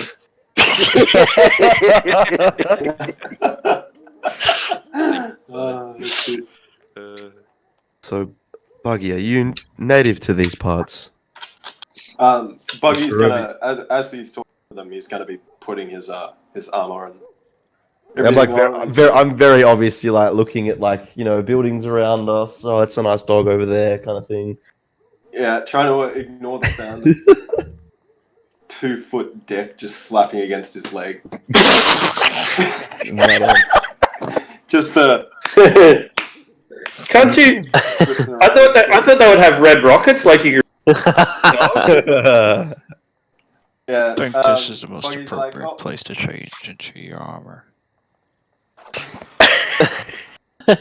But as he's doing that, obviously he says, "Oh no, I'm actually here looking for my daughter. She was. I think she actually might be here. I'm pretty confused, to be honest. I've never been here before in my life. I'm from Faerun." Right. And he's Hang on, one of Nappa Grimes has heard of that place. You ain't Anyway. Faerun anymore, boy. "Oh, where am I?" he says, tucking his dick into his pants, curling his mustache. Well, this village is called Vallaki.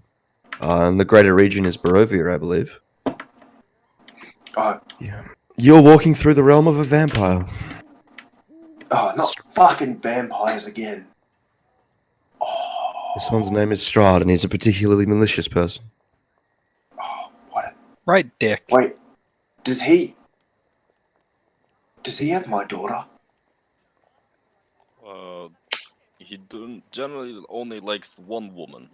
I'm not sure if he likes young girl. Let me tell you something, friend. If We- your daughter's in Forgotten Realm in Faerun, then your daughter's still in Faerun, but not in this realm. Well, the thing is, I think that she was in the. I went out looking for her on the lake, and I couldn't find her, and I found myself here. So I think it. Did you? How old is your daughter? She's about 13 years old. We must be careful then. There are hags that are interested in children in these parts. Terrible place. Maybe I'm sure- don't tell him that. Oh, Oh no. I cover my mouth like, oh shit. Buggy's eyes go almost impossibly wide, and he quickens his like finishing off how tightening his armor and stuff and making sure it's properly affixed. Where would those hags be? Do you think?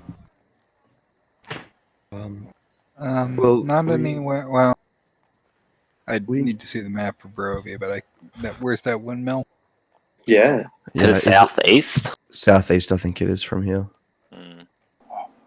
They might be there, but it's only a suggestion. I don't actually know if they. I don't know the circumstances of your arrival or hers, or if she's even here. But that would be the Yeah. first place I'd go.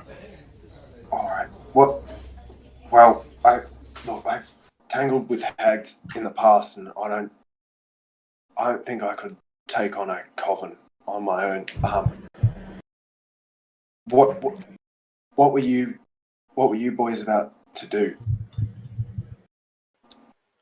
We were dropping some wine off, and then, well, it's quite a long story, but we were going to go, I believe, check out by the lake. If I might add, the hags, this windmill, it's not close. I mean, it is not far, but it is also not close. If your daughter was also around the lake in these parts, I think it would be better if we were to check around the lake in the area we were heading to already. It would seem unlikely At for least her to be look for ahead of clues. us. Yeah, that's a good idea. Do you mind if I'm still not really sure of what to expect here. You seem like you've been here for a while. Do you mind if I tag along with you guys for a bit? I do not care. I think it would be good. You've obviously some skill with a weapon, and well, your armor is second to none. Thank you very much. I really appreciate that. I won't be in. No issue for me, but I don't know about the rest of us. What do you I, think? I do not mind. This place is hell, as you might put it, and us sorcerers have to stick together. The common folk do not understand our witchcraft.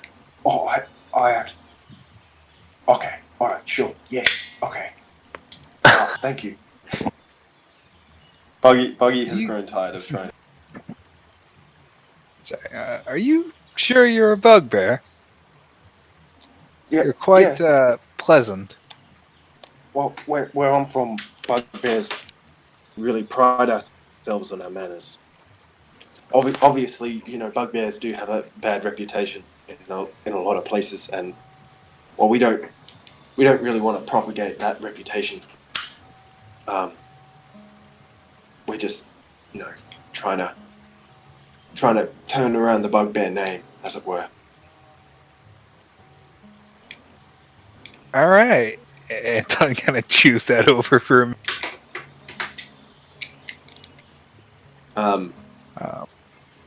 But yeah, Buggy is also assuming that we're leaving soonish. Buggy is going to be looking around the town for food to steal on his way out. All right, you guys see a hungry man, like you see the ribs, and he's sniffing around, looking at bread rolls, like he's about to pinch them. We haven't dropped the wine off at the inn, right? Let's at least recuperate from the road there now that we've stopped the lynching. We can also discuss our plans going forwards from here. Why don't we stop for lunch at the inn and we can discuss what we're doing? Oh yeah, this is the town with the very nice inn, wasn't it? The Markov's on the place. Is it the Blue Water Inn? No, not the Blue Water Inn. I think it is Blue Water. I think it might be Blue Water, yeah. But that's the name that comes to me. Yeah. Yeah, and so you make your way down to where the Martikov family are. They seem to be waiting for you. And they're not alone. There are 100 ravens who call your arrival. And they are not alone because you don't keep track of Esmeralda every step of the way, and she disappeared during the chaos of the bugbear incident. You find Esmeralda already here, and she is talking with the man that you know as Rictavio. Oh, Rictavio's a fucking babe. Real quick, just because it's important to note, since we always forget about her, we should probably be keeping a close eye on Irina since the Burgermeisters expressed a keen interest in her. Mm-hmm. Oh, well, if you guys make Buggy aware of that, then he will, he's most comfortable when he's keeping something else from being targeted. So yeah, you would overhear Anton say that. Well, let's just assume that he actually says basically those words out of Irina's earshot, of course. And Buggy, you overhear them saying that we need to protect this girl. Yeah, so Buggy perks up to that and he says, "Oh, I'm actually it's something of a specialist in keeping people alive, or well, keeping them from being hurt more specifically. Which one is Irina?" Anton will point her out. She's out of character. Yeah, no, as a player, I know which one she is, but Buggy would have no idea. So Buggy says, "Oh, okay, well, I'll keep an eye on her. Just as a thank you for helping me like you did." Let's get you something to eat here. Oh, thank you. And then Buggy just kind of like subtly makes his way closer and closer to what he thinks is subtly makes his way closer and closer to Irina. Doesn't say anything though. She notices, but doesn't say anything either. And he takes out his glaive and he wraps it in a piece of cloth that he finds somewhere maybe, and he kind of uses it like a walking stick, like a staff that he's using to help him walk. It's pretty saver. No worries. Anyone who knows anything about weapons will probably recognize it for what it is, but the common folk will just see it as a very large staff. You're frightening enough, though, you know. Yeah, in a full suit of armor. Yeah. So all this gleaming hairy knight walks through the street. You're accompanied by him. Everyone gives him a wide berth. You hear laughter echoing in the side houses and through the alleyways. You make it to the bar where the Martikovs seem to be waiting for you. Esmeralda is talking with Rictavio. And finally, there are two other patrons here as well. The Hunters.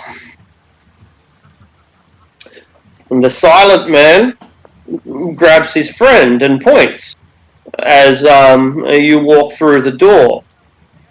And the man that did all the talking last time says, "Welcome. Looks like you've made it back to Valaki. Seems like you can make your way through these woodland trails after all." I love your old man, boys. We certainly are a capable bunch.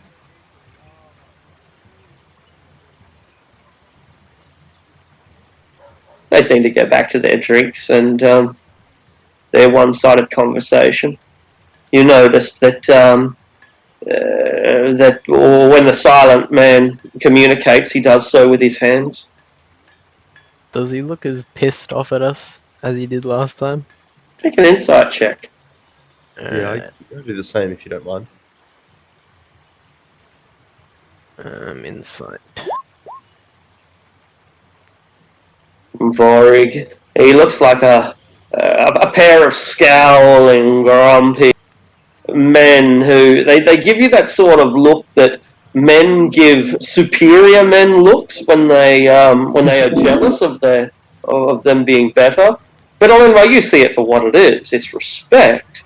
These guys admire the fact that you've survived.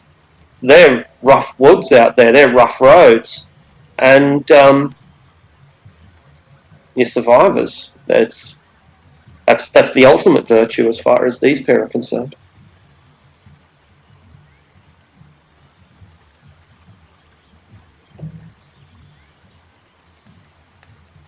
I believe you have already met my friend Rictavio. Only a couple of us, right? Yeah, briefly, but I don't think we were fully introduced. Hello, my friends. I may save introductions for later. There are ears here in the roofs and at the tables that I would rather not hear all that I have to say.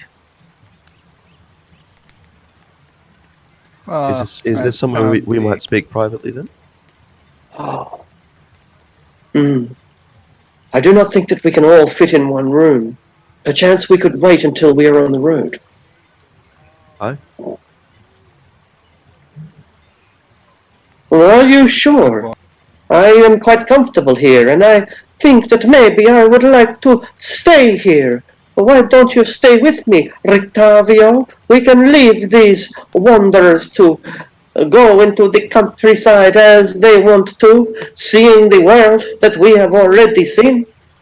Why don't we wait here while they go gallivanting through the countryside? Yes, perhaps, he says, adopting his accent again. Maybe I will stay here with you. How can I resist the companionship of a beautiful woman? Oh, we're playing this game, are we? Yes! I will show you the delights of the Vistani. Okay, I have put your ruse up for long enough now, Rictavio.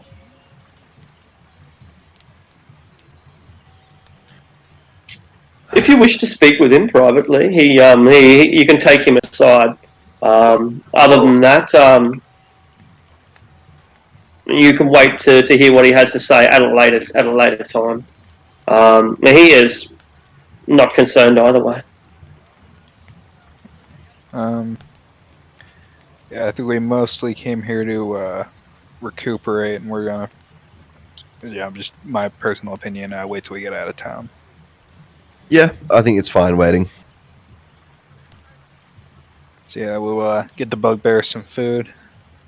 Probably the rest of us as well. We have some Stock up wine on, for the provisions. Mardicots as well. Yeah. Wine. Yeah, absolutely. We've got that for them. My beautiful men and women! The big man with his massive black and white beard kisses each of you on your cheeks. You have saved the day. It should make you happy to know as well. We were able to return one of those. I leaned in a bit closer. One of those gems. So hopefully more wine will grow from that region now. You have brought light to a darkened land. There is no way that we can ever repay you. We are in your debt, my lady. Your Would you- hospitality is welcome enough. Would you consider staying when all of this dark work is done? When all of the shadows have been lifted, we will still need leadership and guidance. Your light would shine bright in a valley as dark as Barovia. I appreciate your kind words. Though I think my business takes me to the Abbey in Kresk. After all is said and done. You will stay then. Oh, blessed, blessed day. Ah, I hope that you all stay. You have become friends of Barovia and valuable neighbors and allies. The food today shall be free. Eat heartily, drink your fill, for today we are brothers and sisters. At the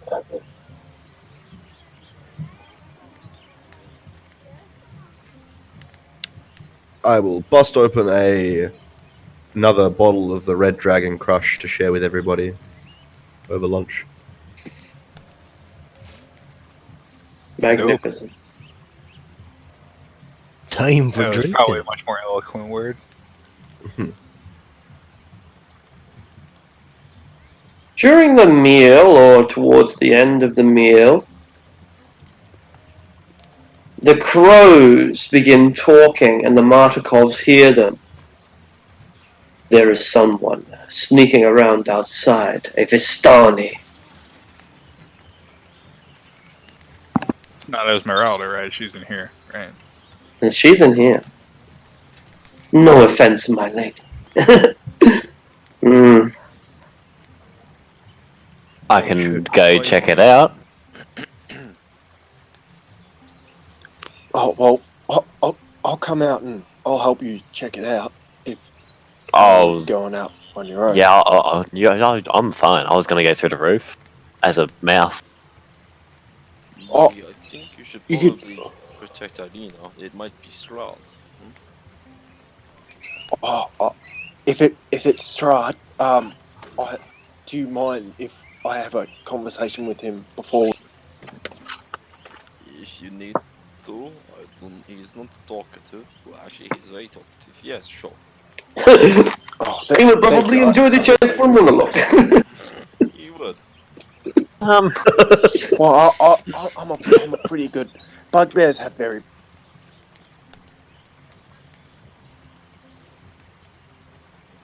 Well, yeah, why don't you go have a look, man? And I will give you guidance for the next minute. Alright, I'm gonna actually use gaseous form. Oh. You know, I can just slip under the door, or like out the back a bit easier. No athletic checks to get out the roof or anything.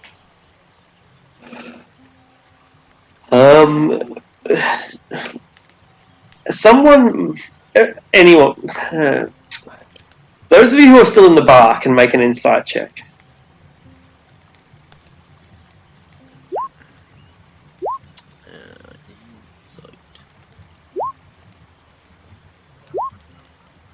Alright, Nappa. No one else seems to notice, but those two hunters freak out when Mindata suddenly turns to mist. One the silent man makes, and his friend agrees. Yes, a witch.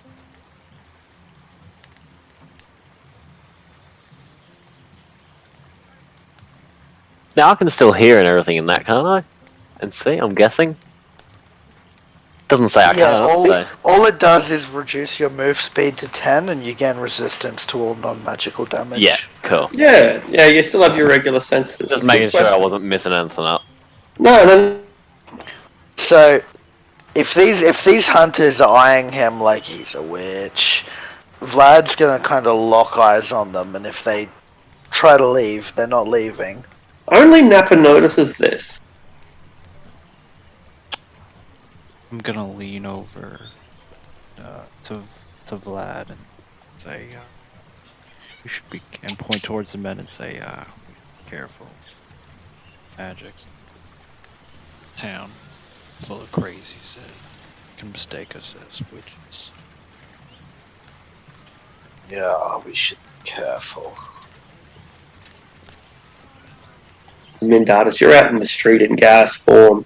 You blend in with the mist. Nobody seems to notice you. I'm gonna try and track around this Vistani. You find this man looking in the window, trying to remain both hidden and inconspicuous. Like when someone goes by, he leans against the wall and nods to, just sort of smiles. Then he looks back in through the window with one eye. Then he, leans against the wall. And when someone comes by, he's doing that inconspicuous spying thing.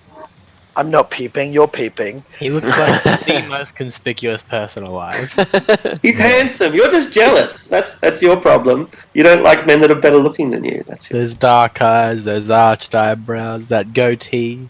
I know dwarf syndrome, little man syndrome. Like I know it well because I'm an elf. So, Wait, Whoever's what? like this blind would have a permanent crease in them around eye level.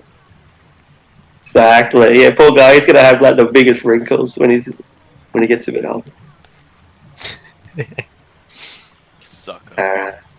So this man is peering in through the window, and he even strokes his goatee beard while he looks in. I'll just keep an eye on him for now.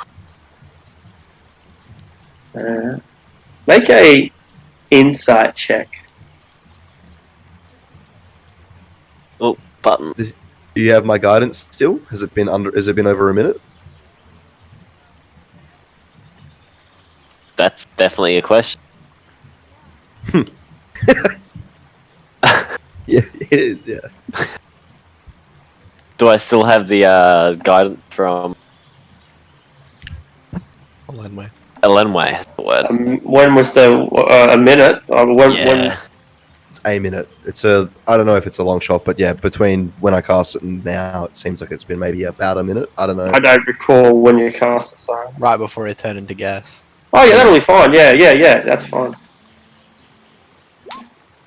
And a D4.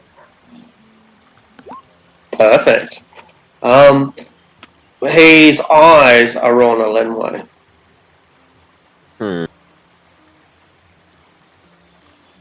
Can I bring alcohol to the two hunters?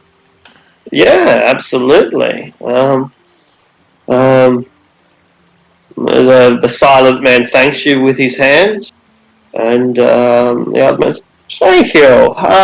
It's good to see you again. Say, did you run into any wolves while you were out there? Plenty of wolves.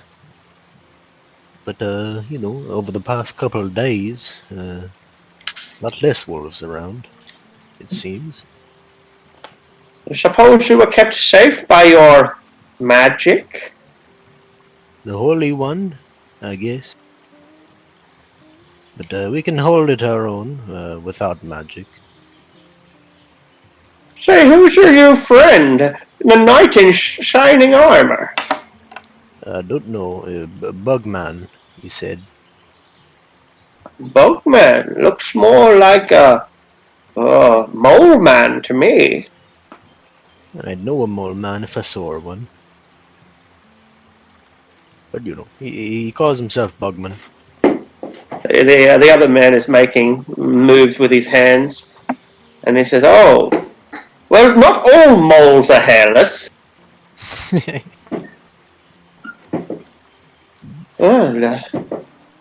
What do you make of that there blood moon that keeps rising at night? Is it every night? Haven't been paying much attention. Yes, it seems the last 3 nights or so. It's been coming up. Say, have you been out to the east or the west? Have you? West. How thick was the mist out there? Not thick at all, which is worrying but also relieving. Aye, the borders are down again. Ain't seen that for a while. How long's it been? He looks at his friend who's moving his hands. Aye, at least a year since the borders have been open. I guess that you'll be departing then soon. Maybe, but how do we know it's not like leading us to another place that's like this? Friend, let me tell you something. Imagine you're in a jail cell and you find the doorways open. Now, might be a trick, might be a trap, might be that you open that door and when you walk through it, you walk out the door and you get filled with arrows. But it might be that it's a road to freedom. And maybe they let you out on purpose or by accident. Don't really matter to you, because you're free now. Are you any really worse off? Would you want to stay in the prison when the door was open? What if it's leading me to another cell, but I know the four walls of this one? Oh, well, if you're comfortable in your ditch, then lie in your ditch and make it home. How come none of you leave? I like me ditch. Fair enough. I got home here. We got wives, families. He makes some hand signals and he laughs, but he doesn't share the joke. But part of the hand signal involved rolling his eyes. I don't think you do. You two never leave here anyway.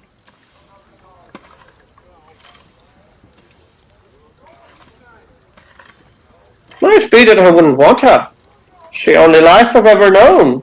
I'm too old for adventures. But you're not from round here. You don't like it. People don't like you. Why don't you make a break for it? Why don't you follow the road, see where it goes? You might be free. Worth a try, maybe. I'll, consult with me friends. All I'm saying is that there's a lot of graves up in the village of Barovia. People like yourselves, who've had it in their mind to go and make a difference in the world, make things better. I've seen it before, and I commend you. You're very brave, very strong, but you're gonna fail. Sooner or later, they all just end up dust and bones. They're all worm food in the end. Take a break for it. Get going while the going's good. And leave us here, in our little lives, undisturbed by plagues and knights in shining armor. We're simple folk. We don't need dwarves and strange women with flowers growing in their hair who have the magic of the fairies. That stuff has a sinister side. And I, for one, would rather not see it. She's got the magic of the gods, mate. Ah, she's a monster. Look at her. And you're a monster too. I mean, no offense by it, but you ain't human. And anything that's not human, well, it's not right. Alright, I get your point. Not right here, maybe, but right everywhere else. Maybe you guys are the weird ones. That's what I'm saying, isn't it? Wouldn't you rather be with your own kind? What's here for you anyway? Naught but death. Take your donkey and head west or head east. Go. Tell her where the road takes you. You don't need to be in Barovia no more. There's nothing here for you. Well, that's a nice chat, but you enjoy your drink and I'll go back to me mates. And when you're leaving, don't be afraid to leave a little few things behind, because I could use an axe like that. Oh, yes, I could. Nothing special. It'd be a nice parting gift for a simple man like me. Might not be very much special to a trained killer of dragons like you. Alright. I'll just walk away, back to the group. As you're going, the silent man bumps you and raises his glass.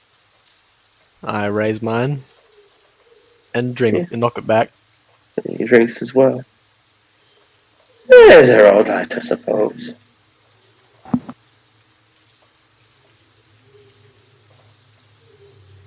Is this guy doing anything else? He's watched for a while. He seems happy at this point. He seems happy. He is going to start walking through the streets. Could I be a few, maybe 10 or 15 feet up in the air and just hover above in the mist? How long does mist form last? 1 hour. You're fine. You follow him until he reaches their house, the new Burgermeister's house, and he has granted admission.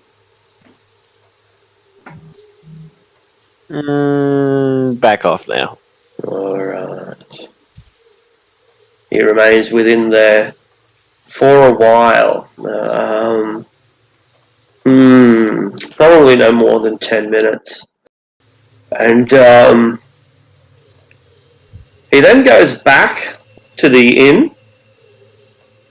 Do you make any move or action, or just keep observing him? Observing. And then he leaves the inn. Oh, okay. He goes, and he goes all the way back towards the the Vistani village, which is outside of town. I think it's on the way to the lake. This is probably it here, but I'm not entirely sure. But I'm pretty sure that's where it is. That on the way to the lake. All right. Well, I'll shoot back inside and tell Lenway that he was particularly interested in you, and that he is reporting to the Voctors. And then he's just headed off to a Vistani camp. I don't know. I don't want to track by myself, so. Smart of you to come back. Oh, what? What are these strange fellows? What? He's a spy? Does everyone have everything? Vistani like to steal shit. Maybe they seek to some sort of bounty? Perhaps it's time. Maybe word's moved. Maybe word's gone out that we're dangerous. But yeah, I think Nappa makes a good point. I'll be headed to the lake. We should wrap up our lunch here and make our move. Find the elves, right? That is where the man headed to. Well then, maybe if we bump into him on the way there, we can ask him a few questions.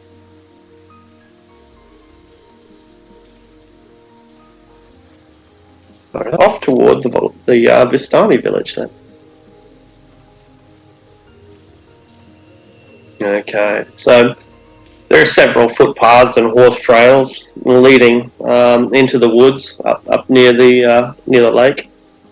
And the woods part to reveal an expansive clearing, a small grass-covered hill with low houses built into its sides.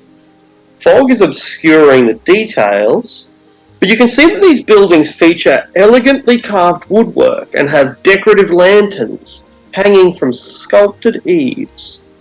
Atop the hill, above the fog, there is a ring of barrel-topped wagons that surround a large tent with a column of smoke pouring out through a hole in the top.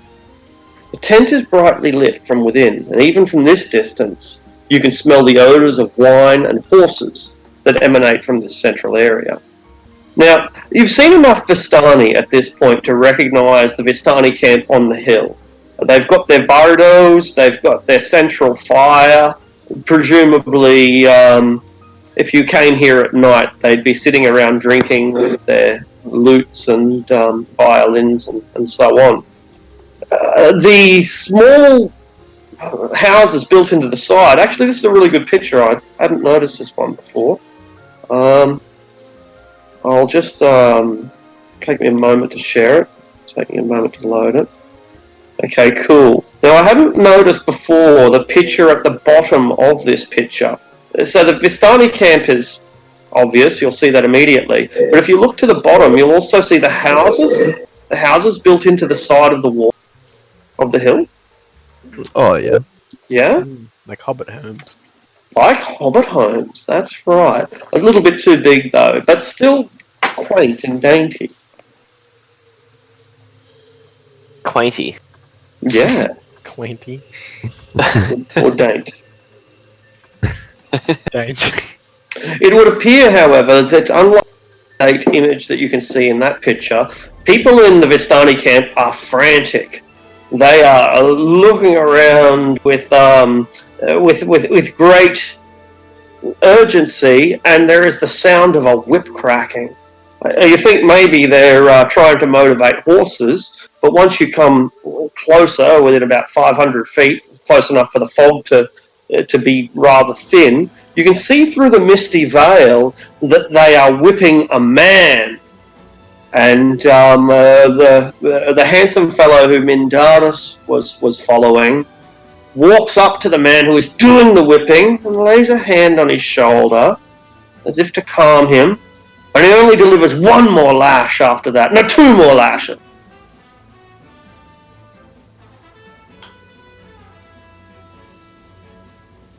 You're about 500 feet away. And the dogs are barking, but it doesn't seem that the humans have noticed you. Does anyone notice the guy that's being whipped, or is it too far? You see him, yeah, you see them whipping. It's a humanoid, so this distance the mist is too thick.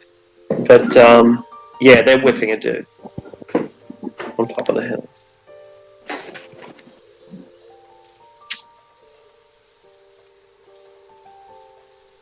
I know what that's about. Yeah, I know. I don't want to butt our nose into everything, but should we check it out? Is it possible to move past this and head to the lake, or do we kind of have to move through? No, you can. You in fact have to go through a few forest trails to reach these guys. They're in a clearing in the woods, so you can reach the lake without and avoid them. Shall we press on and maybe pop our heads in on the way back? Could turn into a bird or something and go take a closer look. I can not fly. I mean, I'd burn a spell slot, but I can polymorph. No I one thought else you has could anything get better to flying do that. creatures at level 7. No, it's a level 7. That was level 8 Yeah. or 9. Might be 8, I think. Yeah, I thought Giant it was... Eagle is it's only challenge rate. Yeah, oh yeah, no, I he's think you're talking thinking of about the like druid the thing. druid yeah, he's Yeah. talking about his wild shape. Yeah. Yeah, we're talking about druids. Yeah. My bad. Druids be like. Sorry, dude, can't fly. Not high enough level. But as Anton says, he does have the spell slot if we're willing to do it that way.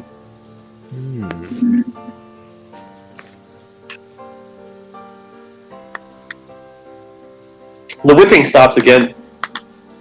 Same we dude. see? Alright. Gonna polymorph. I shall ride with brother. Turn into a rat and bite him. Oh god. What are you doing? I'll grip you in my talons. Yeah, I'll be a rat. The talon. Alright. Oh. I'm gonna make a perception check for the Vistani. Oh, it's just a guy getting his food. It's a bird getting his food. Oh, well, that's right, but it's still like. But if I see carrying a rat, to me that's an event. I'm like, wow, there's a hawk carrying a rat. That's cool. but no one in the Vistani camp thinks it's as interesting as I do. They didn't actually know. All right. Okay. So you head up there towards the straight towards the top of the hill. Piled outside the wagons are several empty casks of wine. Outside the group of tents, you can see you can hear the crack of the whip, followed by the howls of a young man. There are a few sputtering campfires, even here in the middle of the day, and you can see that there are several Vistani who are still sleeping, even amid the whip. Maybe they're dead. No, they're sleeping. They're drunk. And it's still fairly early in the morning at the moment, or at least it's not midday anyway. And they're still sleeping, or trying to get some sleep as the whips crack. There's a barely conscious and shirtless teenager. He is hugging a pole His wrists are bound with rope, and his back is streaked with blood. An older, fat, large man with studded leather armor is lashing the young man with his horsewhip, causing him to scream with each blow. And in the bigger man's shadow is, of course, the third gentleman, who for now we'll call the handsome man. He's also wearing studded leather, and he lays his hand upon the large man's shoulder and says, "Easy, brother. I think that Alexei has learned his lesson, and no more lashes are going to deliver it any better." The big man grunts and lays down his now blood-soaked whip. "You are useless," he says to the boy.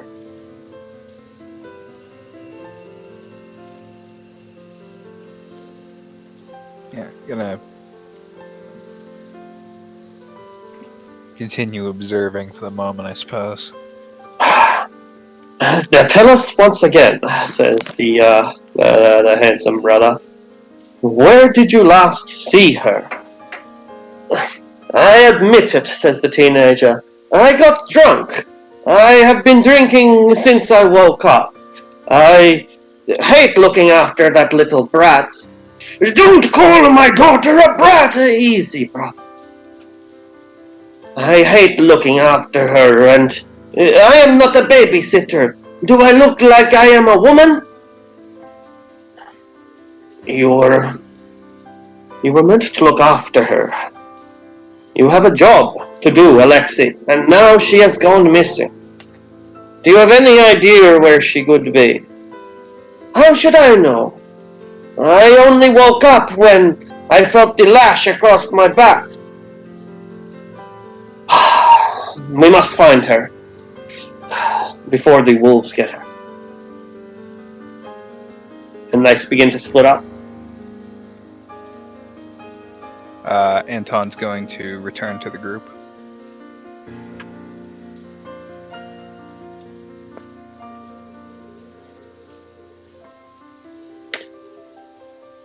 You will have about a minute at most before the first of the Vistani come your way, as they go in various directions on whatever quest they have.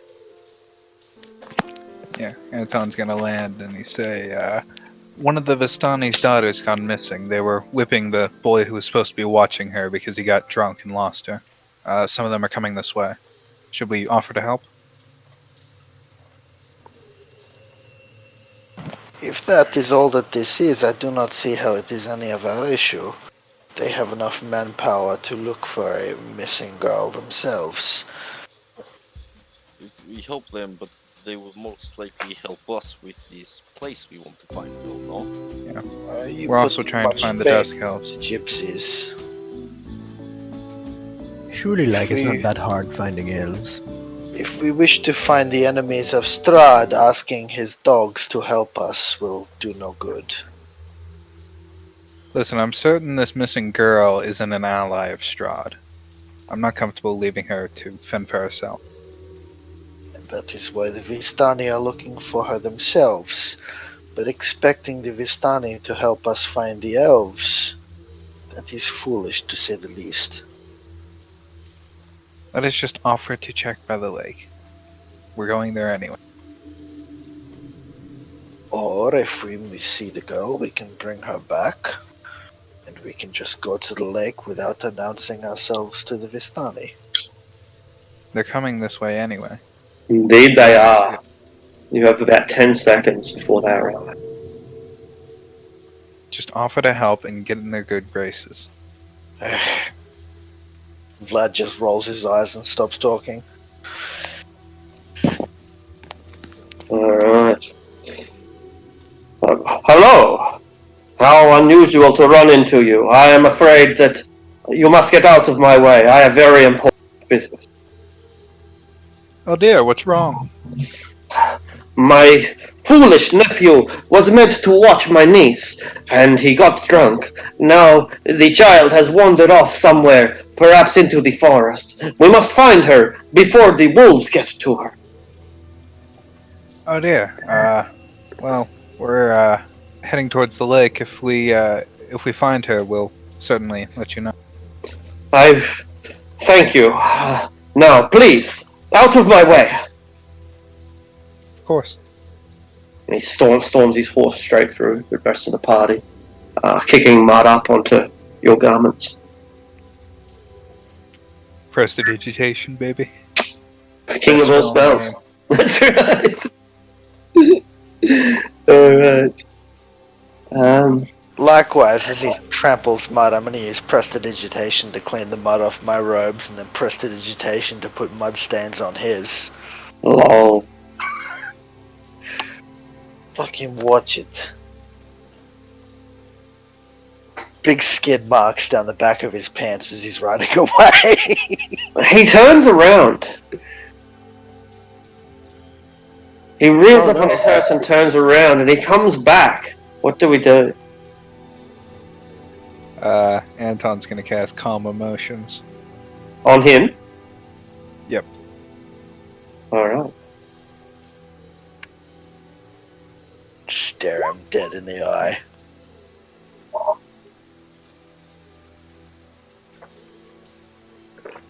What do you say? 15. I gotta check what. And wisdom, of course.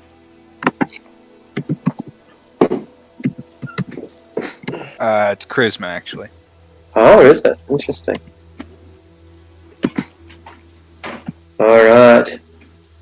Do you know if the spell works or not?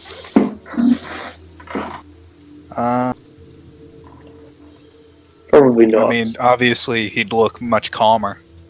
He certainly wouldn't be aggressive if he is. And when he turns his horse around, you cast your spell, and he comes to within about 30, 40 feet of the party. And he yells out, "Is that wine?"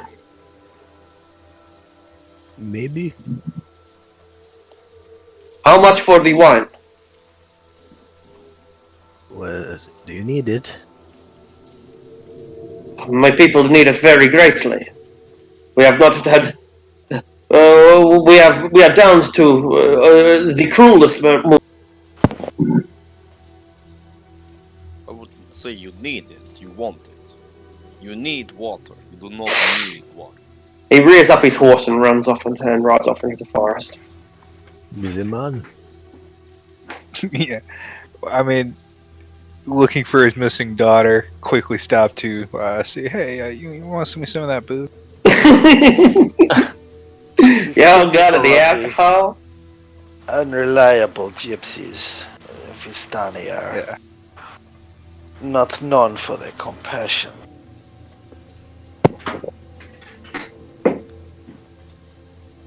So, Alright. yeah, onwards to the lake. Let's just see. The foot of the mountain. I'm going to move you up. And as we leave, can I just make sure I don't get followed by any rogue Vistani? Sure. Make a perception check. Perception. I'm gonna reroll it. Alright. Oh, that's a bit better. You are being followed by 21 ravens. Sorry, you cut out there. 21 ravens, and that's... And a single wolf. Oh. Okay. I keep an eye on it, but I don't, make everyone scared for no reason yet. Alright. At the foot of the mountain, nestled in a misty forest, is a large lake. The water is perfectly still and dark, reflecting the black clouds overhead like a monstrous mirror. Pulled up along the south shore, there are 3 small rowboats. A 4th boat can be seen in the middle of the lake, and there's a lone, fat figure sitting in it with a fishing pole in their hand. They have a sack, a large sack, that size is big enough that it bulges inside the boat.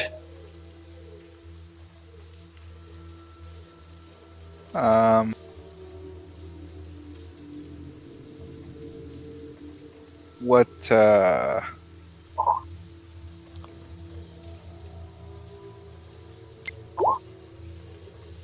The fisherman Yeah.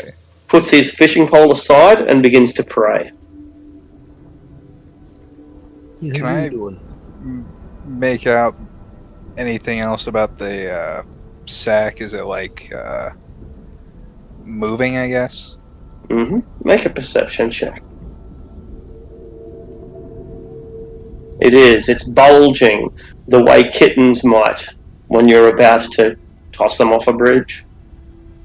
Like there's more than one thing in it, or That's That was a from this. weirdly specific example.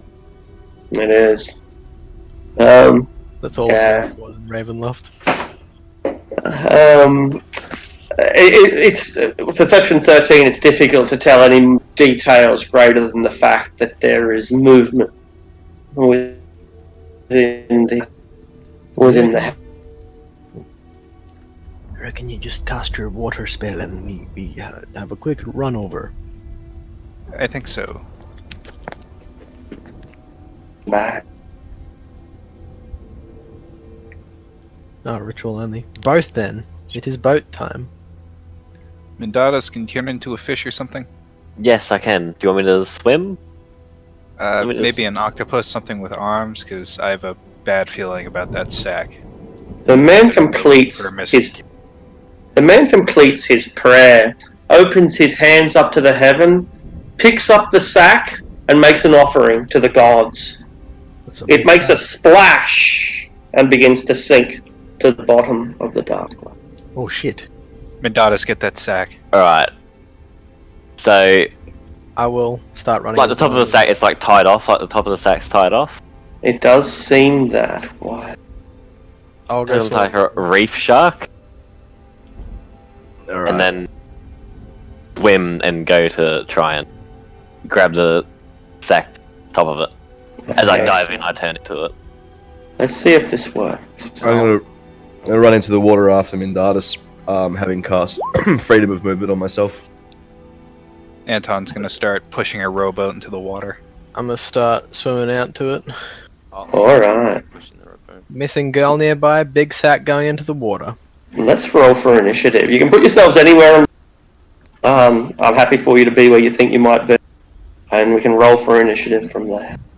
I was entering the water. So. Yes, me too. So I just kind of cast a spell, and yeah, that's cool, I suppose. Wow. It's a little bigger.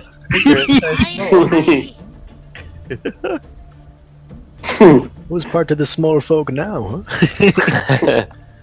I've heard of these draw me a corporals, token but and won't let me the drag it. eightlings are something else entirely. Yeah.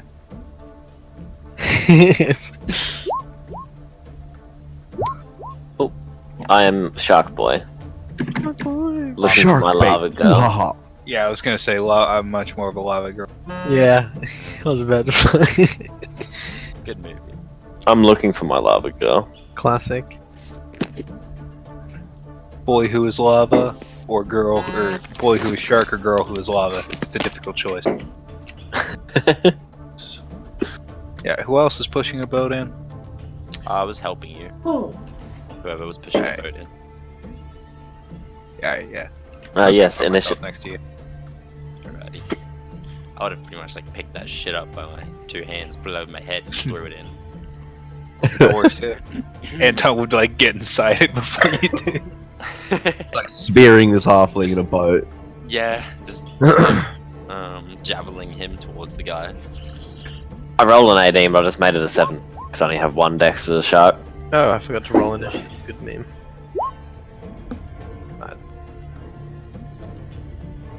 Alright.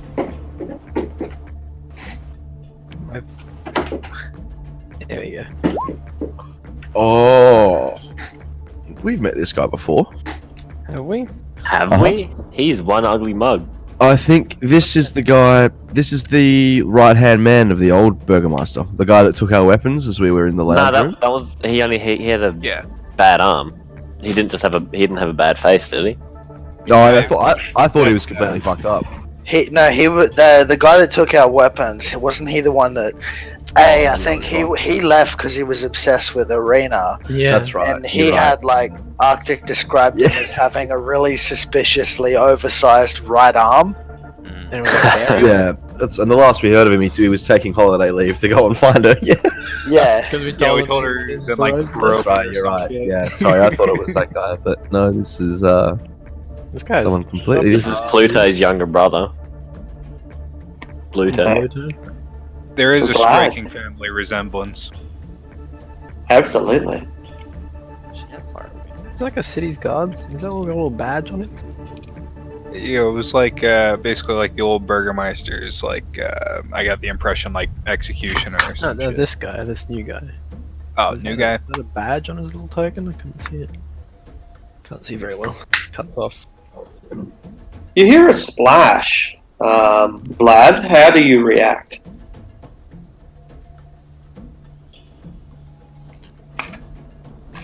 Wait, Vlad. Oh, Is Vlad first? my mic was muted there. So yeah, for a this second I thought you said Jack, and I was like, oh no! No, is this like an island type thing out here? it is. There's too many people here that are much faster than me in the water. I'm just gonna help Victor and then push a rowboat in. Excellent. Whoever pushes a rowboat will have advantage on their athletics check.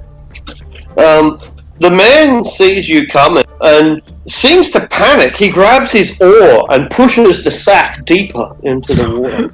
Oh my god, it's morbid. In Dallas. Alright, I'm swimming 40 feet, diving towards the sack.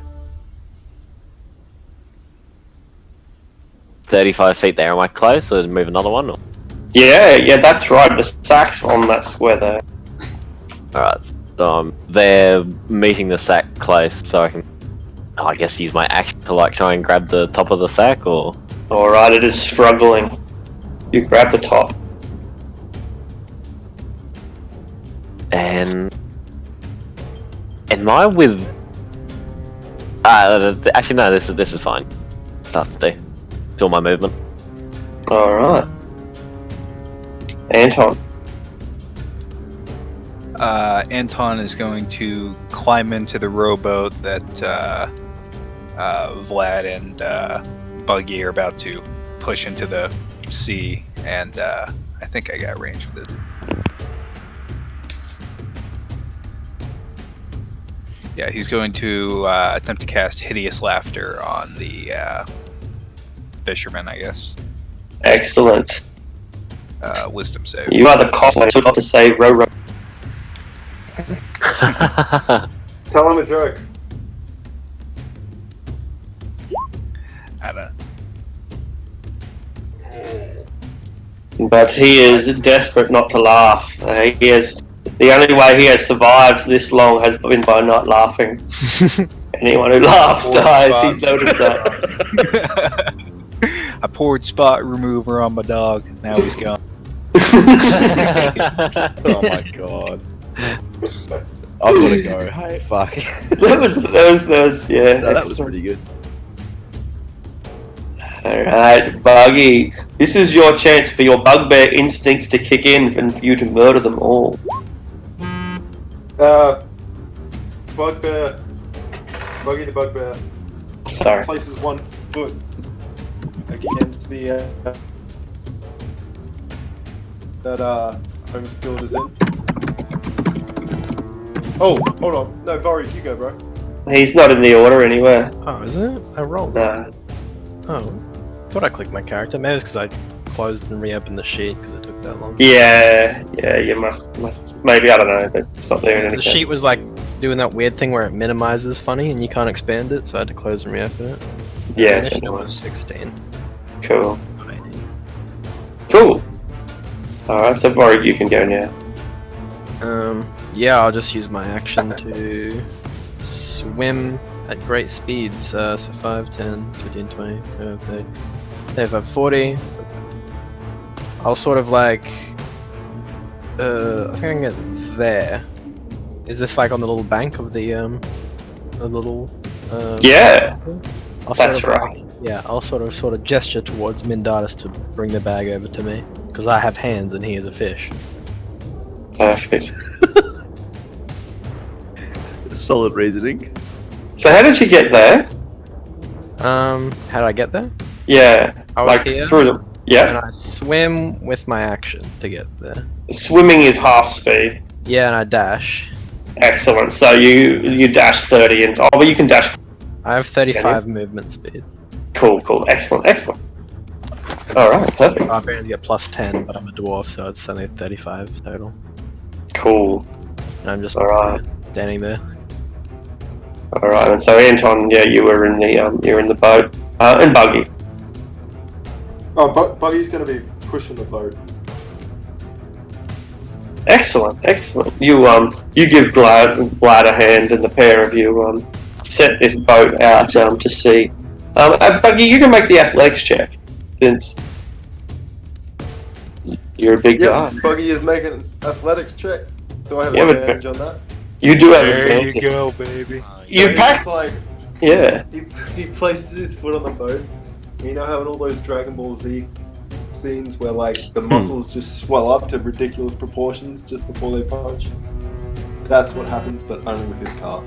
You launch a boat. It's like a javelin Ram on into water. the side of That's it. Bam. You end up getting embanked on the other side. So whoever now instantly on the other side of the island. I thought we were gonna ram into the other guy's boat. Oh, that's what you're throwing. Oh, see, I've got the direction wrong. Bam. No, you would. Yeah, You hit. Yeah, that I works. was trying to ram it. Yeah, I was hoping that would see what happens. Okay, make an improvised ranged attack. Prepare for boarding! Is that just 1d20 plus my strength or what? That's right. Yeah, d20 plus your Alright. strength. I'm just gonna untick proficiency on my hand axe. Perfect. Bam. All right. The boat lands, but you almost fall out. Anton, make a dexterity.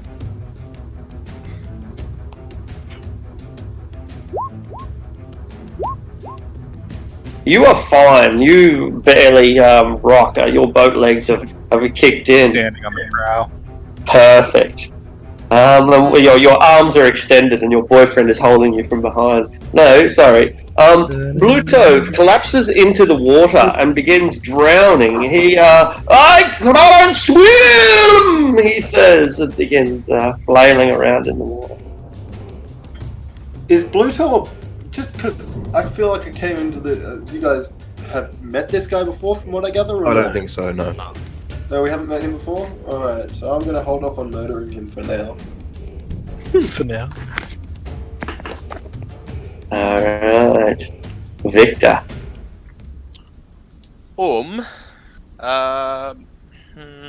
People are near me. I might. Should I try and risk it with the rage to try and get a 20 feet teleport? Send out the flumps and kill everybody. Kill everyone? Yeah. No, it's alright. I have 40%. I have 48 movement. I don't know what we're doing. What are we trying to say? At this point, we're gonna fucking end him.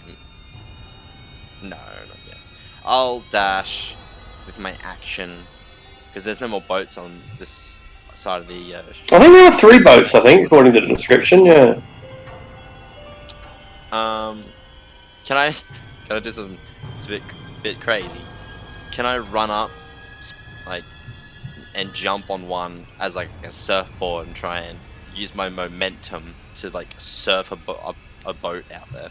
You can. Make an acrobatics check. The DC is 20. Hail Mary!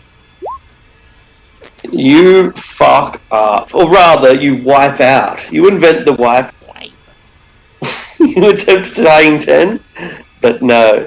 There are no waves here. The entire thing is crystal clear flat, except for the bow wave we make with the boat, and somehow you wipe out.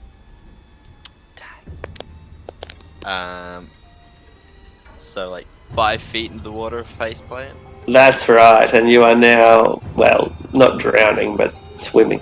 So moving. Okay, and I have 5 feet left, like less of movement, or It technically makes you prone, which sort of like tumbling through the water, and you lose 15 feet of your movement through the through that action. through the washing machine. Alrighty, so I have 40, at least 15. So Scare the shit out of the catfish. bugger 'em. So lose 15. So I'll dash, which is no, that was an action. So 40, take 15. It's 5, 10, 15. I can move to there. I'll swim to there. Trying to Alright. reclaim. Just right there. Well, he didn't drown at least, but there is now an unmanned boat on the lake. That's what I wanted. Kind of look like a little bit aghast at Victor as he tries to do this. Shake out of it a little bit, and then with freedom of movement and my dash action, I'm going to swim straight, like full 60 feet and end up here. That's my turn.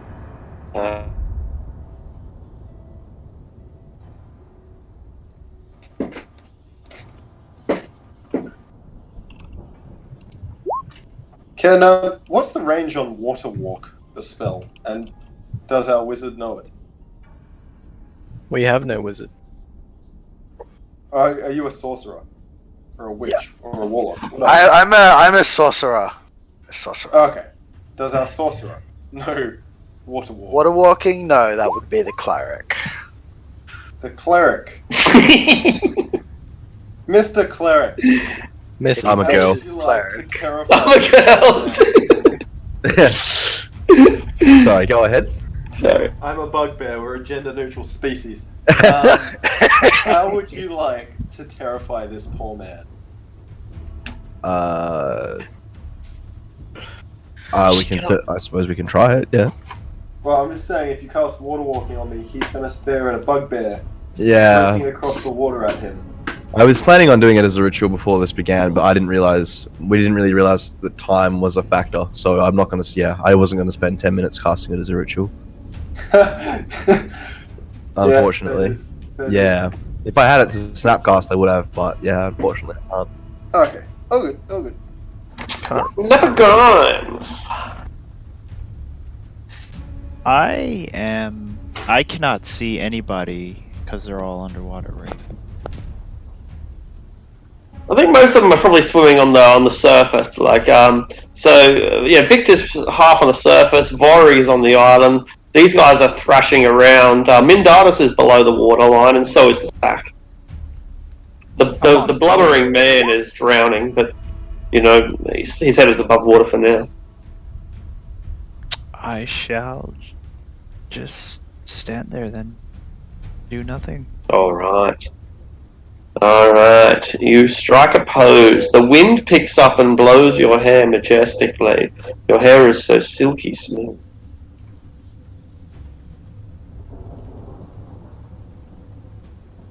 Vlad, you can't help but notice how silky smooth your companion's hair appears to be in the wind. Yeah, I'll have a glance at his head, and I'll run his hand through my own, and I gotta find out what his secret is. They're all tumbling around in the water. Vlad's like, I should do something to help them, but I just really don't want to get all my clothes wet. There was only one guy, and we don't even know what's in the sack. I'll go back to staring at Nappa's hair. Alright. There we go. Come on, Bluto, make you can. He disappears below the waterline, Mindata. Can I kind of swim to the shoreline and pass the sack to Vorig? You can. Vorig, Mindatus gives you his sack. I receive his sack. It's wet. Tasty. And Sorry, let me just check. I have line sight. Can I try and find him? Yeah, it's quite the water is easy to see.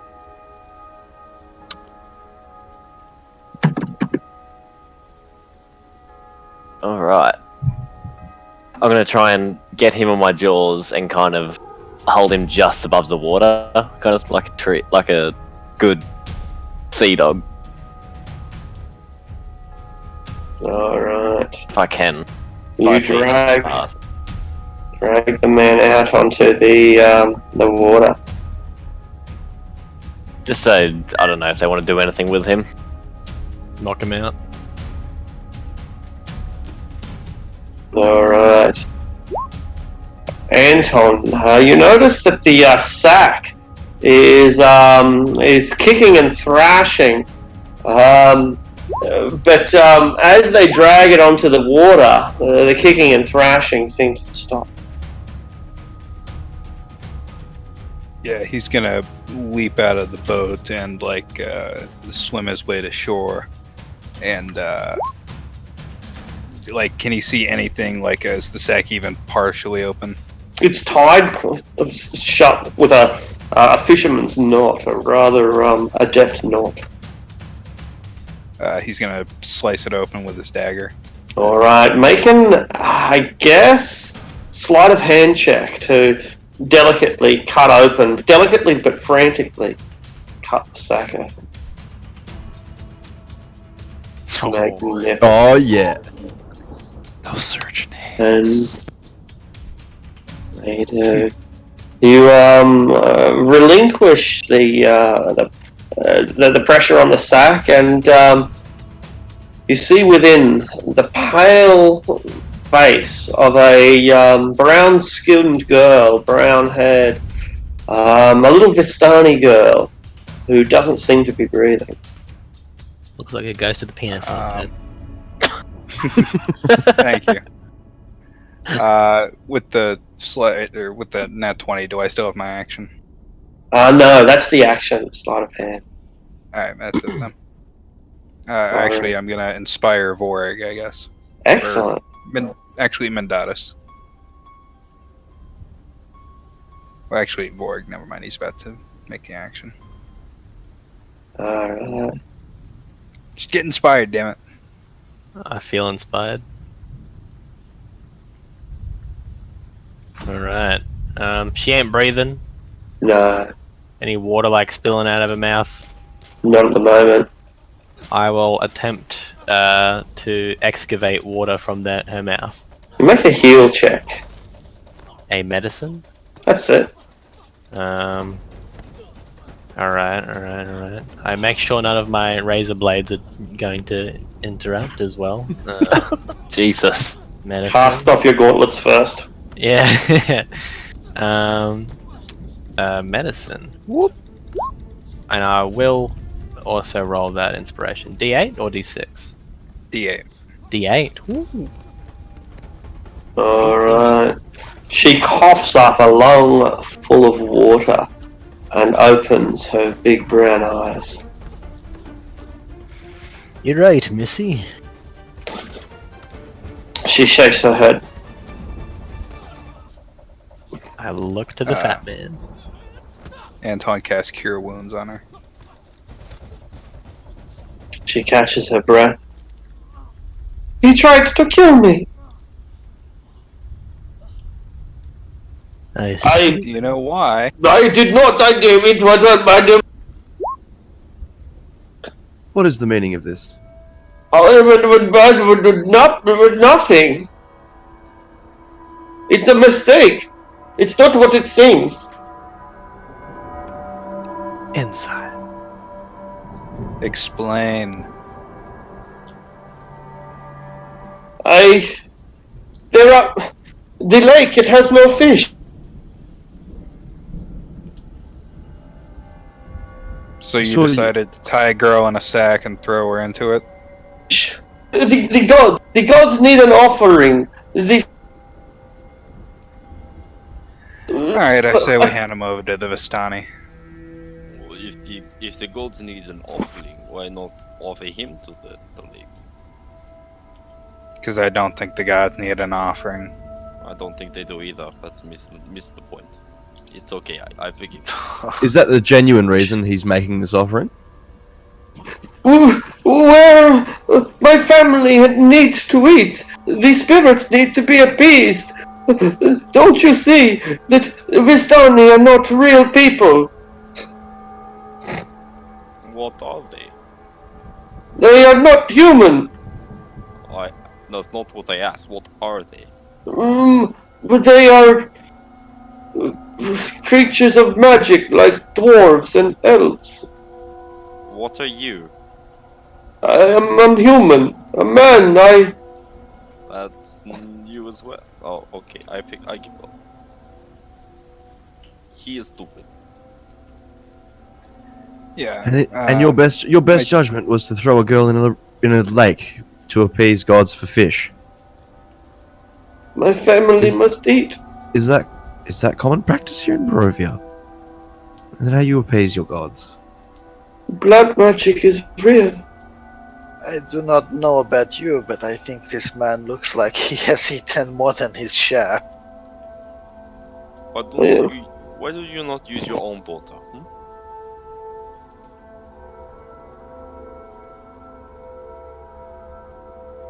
He doesn't have an answer for that. That's what I thought. Take him to the judge. Let's just give Cuff him him, the boys. Take him away, boys. My job here is done. One second, guys. Sorry to interrupt. It's just, Buggy kind of looks over Lucian and he's like, so you need to put somebody. You ought to drown someone in the lake, so the fish will come back to the lake, right? Yes, that is right. It is for the good of the sacrifice. All right, okay, yeah, sure.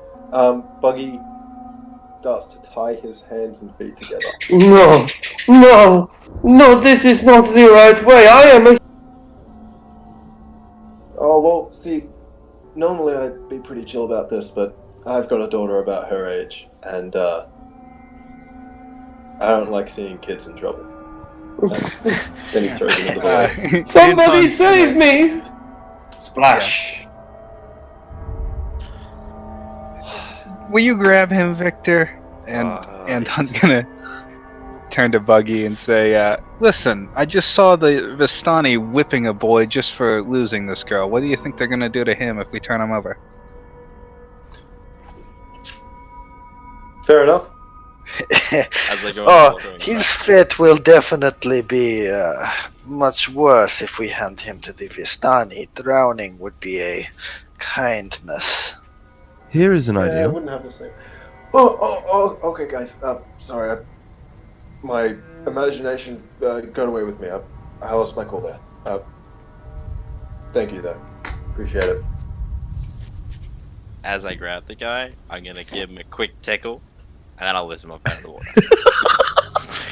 make him I fucking love Victor A. Oh my god. And then I throw him over my shoulder and leave him on my shoulder so no one else can throw him back. This man is going to rape me! Oh my god. I do not like your fat fudgy face. Don't worry. I am virgin. We should Didn't you have a kid? we should consider asking the Vistani a favor. I agree. I feel like not bargaining. We should just give him to her first and then ask for a favor. Oh, I'm not. I don't mean to hold the daughter or niece, like a bargaining chip. Here's the daughter. We've saved her. Here's what happened. Here's the guy that did it. I kind of point down to this guy. We could ask. I feel like we could really just ask anything of them. Hey, we know they're good for it. We are trying to find the Dusk Elves, aren't we? Since they hate Strahd and supposedly they're in league with the Vistani around here. We could probably at least ask for an introduction. And if they need more things, we have wine that they want. Yes. Yeah, I still have I have a bottle that I'm not exactly attached to it. Anton, I've you got might 4 be. bottles. Oh, you're fine then. You're He- totally he cool. is attached to I'm quite attached to them He though. does not want to get them. I mean, to be fair, it does seem like he was more interested in the wine than finding the girl. Then I suppose this will prove it then. Oh, I still think we should kill this guy. But Honestly, Why get our hands dirty? my fuzzy friend. But if he is good bargaining chip, why waste good money? And you probably die anyway. You make a very good point. But the longer that he's alive, the more chance of him escaping. Oh, don't that worry, is I not pat him on- going. I pat him on the bum as he's over my shoulder. You're not going anywhere. This you do not need to worry about. Alright, If well, just as long, and Buggy kind of raises his voice a bit. As long as he knows that I'll hunt him down, and I'll cut his legs off, if he runs away. Like a finger. Then, you know, I yeah, can get no, you a finger. I was Pull that axe. thinking One finger. I'd cut from his toes to his hip, but I'd do it in like inch increments, No, starting at the toes. No. Just so. If you want a toe, I get you toe. But for now, we give to Vistani. Okay, alright, okay. Alright, we'll give him You to could always ask to watch. What? What did you Oh, say? okay, Anton? alright. I'll trust your judgment. Okay. I'll swim back across, but Can only I- because I want to put him under the water a few times. I'm going to utilize some of the freedom of movement I've got left, Arctic, and kind of like I'll hold my breath and stick my head under the water and swim down to about 5 feet. Is it like visible down there? Or is it just dark?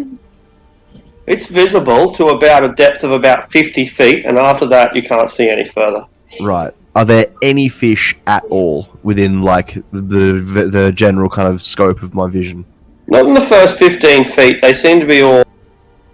It looks like the deeper you get, the more common fish are. Yeah. Okay. So this guy's just a tool. All right. Swim back to the shore with the rest of the party. That whole conversation, I just had my nose sticking out of the water. When the group comes back to shore, say, look on the side of the. Nappa is pointing out well, I think it's a man, but he's wearing a dress.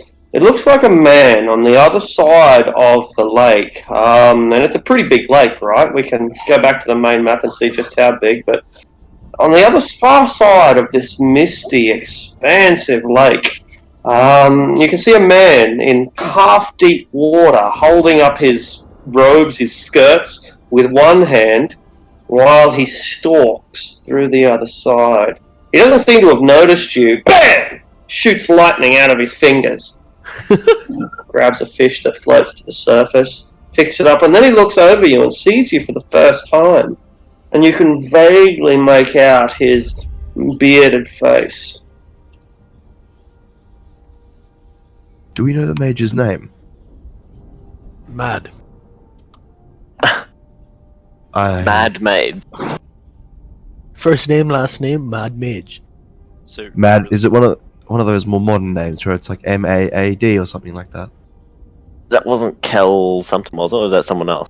No, I'm thinking of someone else, I think. Wasn't it him that infected us, Vlad, with our magic shit? I think it was just the battle. It was just the battle, or was it? Or fallout of, perhaps. Yeah. Alright. I can call out to him and maybe say hello.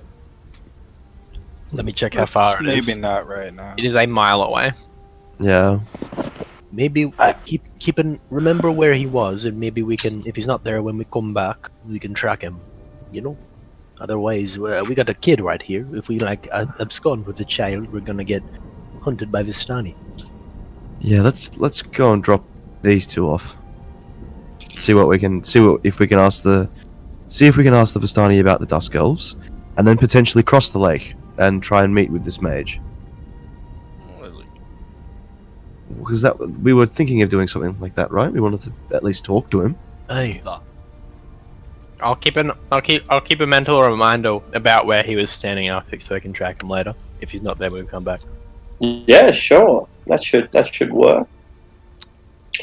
As Alright. I'm dragging the guy along, I'll drag him by the rope by his feet along the ground, so his head and back are like dragging behind me. And if he complains, I'll flip him over so his face is in the dirt dragging behind me.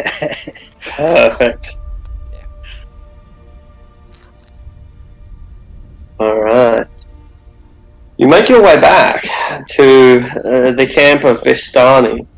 Most of them are not there, but shortly after you arrive, or no, sorry, right before you get there, you start talking with the little girl, and she says, "Thank you for saving me. My name is Arabelle. I thought that I was going to drown for certain. But why did you save me? Haven't you heard that Vistani are evil?" Not all of them. Well, yes, I tried to tell them, but Hey, who do you think gave us a couple of these nice little toys we've got? And, read our little fates? You have had your fate read? By Madame Eva? Yeah, technically. Really? Madame Eva is my grandmother, or grandmama. I have Barovian royal blood in my veins. Tell me, little girl, if an axe by itself, is it good or evil? An axe? An axe is neither good nor evil. You can use it to kill a man or to chop wood. Exactly. You are exactly the same as an axe. You can be good or evil. It is up to you. And I pat her on the head a little bit. Not too hard, but and I turn around and keep dragging the bad man. Is that Elenway? That's my name, yeah. How do you know my name? You saved my life, all of you. I should save yours as well. My uncle, he means to kill you. Which one? The one with the goatee? It's a Abigail. beard like this. Yes. Yes, Do you reckon he could? I don't know, but She's you a have child. something. Something that belongs to Strahd. A pet raven, maybe? Yeah. I did not hear the details, but I heard them talking that Elenway has, and my uncle, he must kill you to take it to the Burgermeister, who will give it to Strahd, the water woman. Vlad's gonna kind of turn to the others that. Oh yes, we were talking just before about how these Vistani will help you find the Dusk Elves that are enemies of Strahd, because they are not Strahd's little puppies. I can take you to the Dusk Elves. Oh, see, Vlad. Not all of them are bad, like the axe. Still a child. Would you do that for us, little one? Oh yes, I am sure that my father will give you a reward for finding. And, well, I hope that you don't have your revenge on my uncle. He is not a bad man. It is just people do what they're told, like a child. Everybody has to do what they are told.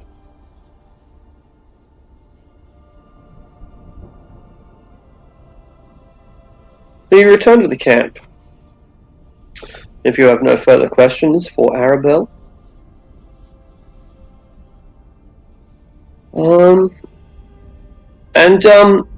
Shortly after you arrive,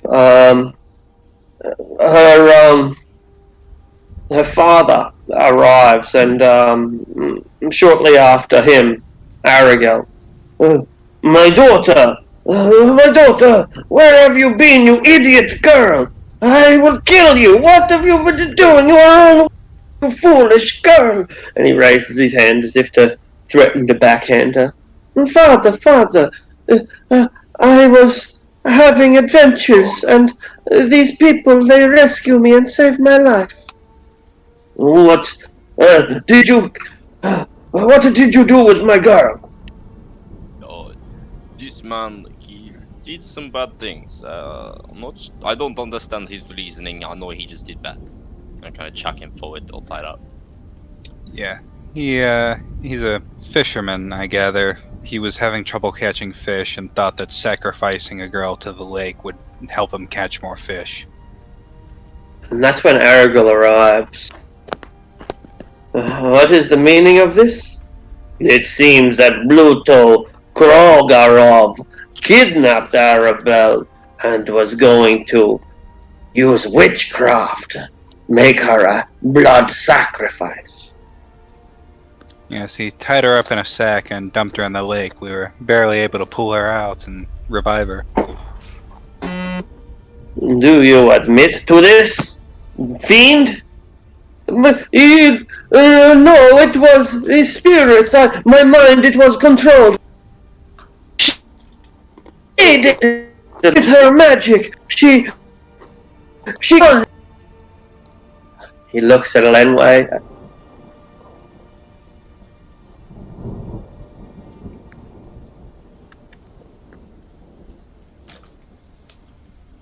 No response from Lenway? Sorry, I missed what you said just before you said he turned to look at me. So basically, the fat man has blamed you for charming him and making him throw the girl into the sack, into the river. It's all your fault. And he looks over at you. That's preposterous. If You've it- already thrown her in there when we If it were my fault, there's no way you'd be looking upon your daughter at the moment. We've just come back from the lake and brought him and the girl to you. Can I take out my axe and like go to behead and like tell the truth? No. It ain't for my family, Aragorn. You know that we are very poor. We needed the fish to survive. String him up. Flay him alive. You don't mean it. I will use his tanned hide to stretch across my bedskin. That's pretty gross. That is quite kinky, yes. If it's not too much trouble, could you maybe make me some gloves? Huh. They shall be yours as a gift for rescuing my niece. Oh, thank you, sir. What?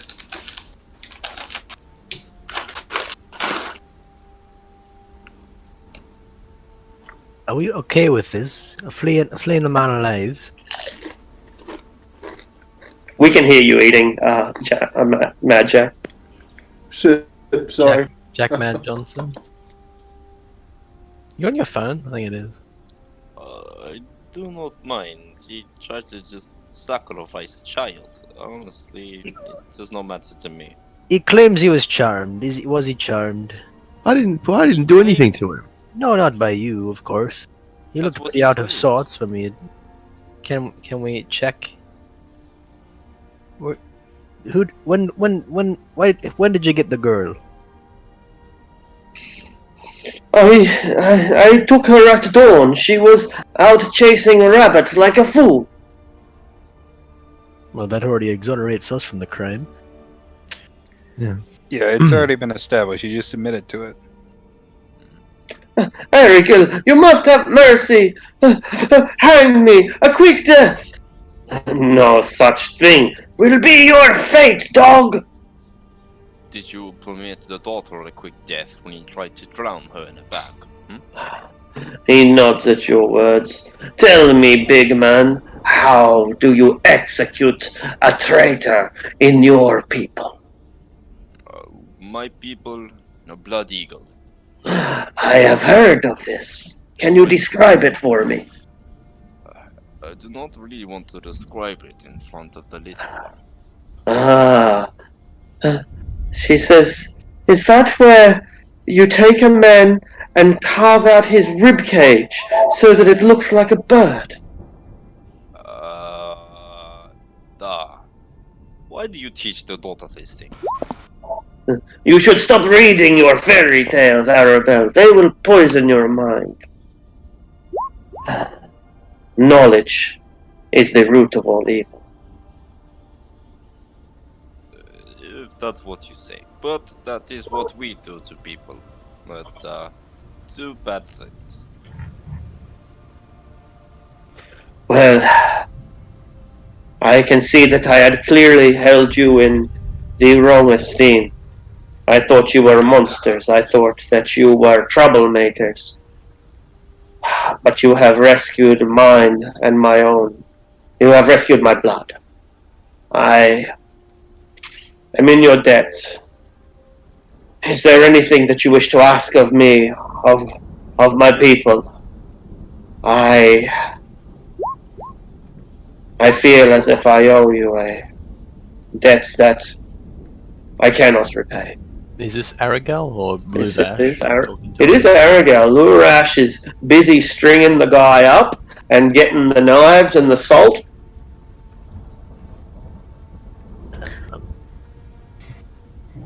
I'm not very okay with that over there. Don't look. Can I, Aragol, is he like... I'm not exactly sure how quite to phrase this, but is he grateful enough that, like... Is he genuine? Is he still trying to kill us, basically? Gee, it's hard to tell, isn't it? I'll give you disadvantage on your insight check, since the man is a consummate actor.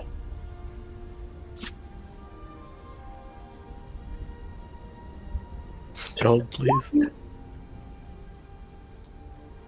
It's rough. So 11. It's like he seems genuine, and well, he should be. Whether his demeanor lasts longer than it takes for you to leave the camp is another thing. Whether it lasts a lifetime, you really can't tell. It's left for you to speculate. Is the girl still here? She is. What's she looking like? Oh, sorry. That's right. You go. What's she like? What's her facial reaction to all this? Like, oh, he's still gonna kill you, sort of thing. Yeah, she thinks she can tell that she's going to get in trouble for all of this. But it doesn't look like it's the first time she's seen a man die. We could always return to them in a moment of need. If we know not what to ask them now. What about, that thing? And I, like, put both of my fingers near my ears to make them look, like, pointy.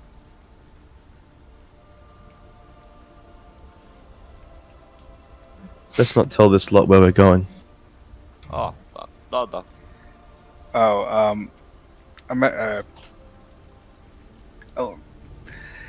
Oh, basically, how far does the Blood Eagle go before we start getting ready to leave? Well, they haven't started the Blood Eagle. It's a good idea. Let's do a Blood Eagle. They were actually but since we've got a dude who knows Blood Eagles, they offer you the opportunity to show them how it's done. Look, Buggy wouldn't really suggest this in character, but we probably should circle a dude just to make sure that. Oh, we should what? Sorry, cut out just a little bit there. We should probably use Zone of Truth guy to make An Aragol? feeling this out properly. An Aragol or the guy that tried to drown the dude that tried to drown the kid. just to because. make Yeah, we should probably follow this through as far as possible. He's got kids too. It would rely on the Vistani waiting until tomorrow, and I am not sure they're going to be that patient. Well, they can hold it all night, can't they? Dude that suggested the Blood Eagle can be like, but the Blood Eagle must only be done midday, or whatever. I don't know. Let's I feel like that's getting a bit into the meta. You want me to Yeah. act? Out of character, I think this guy, like, I may be misremembering the exchange, but I think he did, like, oh, I was enchanted, and then we called him on that. He was like, okay, no, I wasn't. Yeah, he's like, No, he was. Okay. He blamed it on Ellenway straight away. Like, this is just someone coming up with excuses. He's full of shit. Yeah, like He did a ritual beforehand too. He literally tried to just Yeah. drown a girl because he Yeah. wanted fish. Yeah, the only reason, like, I'm asking about the whole Blood Eagle thing is because I'm gonna try to give him a quiet mercy kill. Right. Okay. So maybe we should take a short rest as they begin the proceedings. I have no intention of staying anywhere near this thing as it goes down. Right. I mean, I'm happy to like move like half a mile away and then come back if we need to. Yeah, Or we we came here to check out the lake anyway, and we're still looking for signs of. Maybe our best bet Buggy's is to. dog. Yeah, maybe we could ask. Why don't we ask the Oh yeah, about that? ask them that. Why don't you ask? Yeah, ask the head of the Erigol camp. and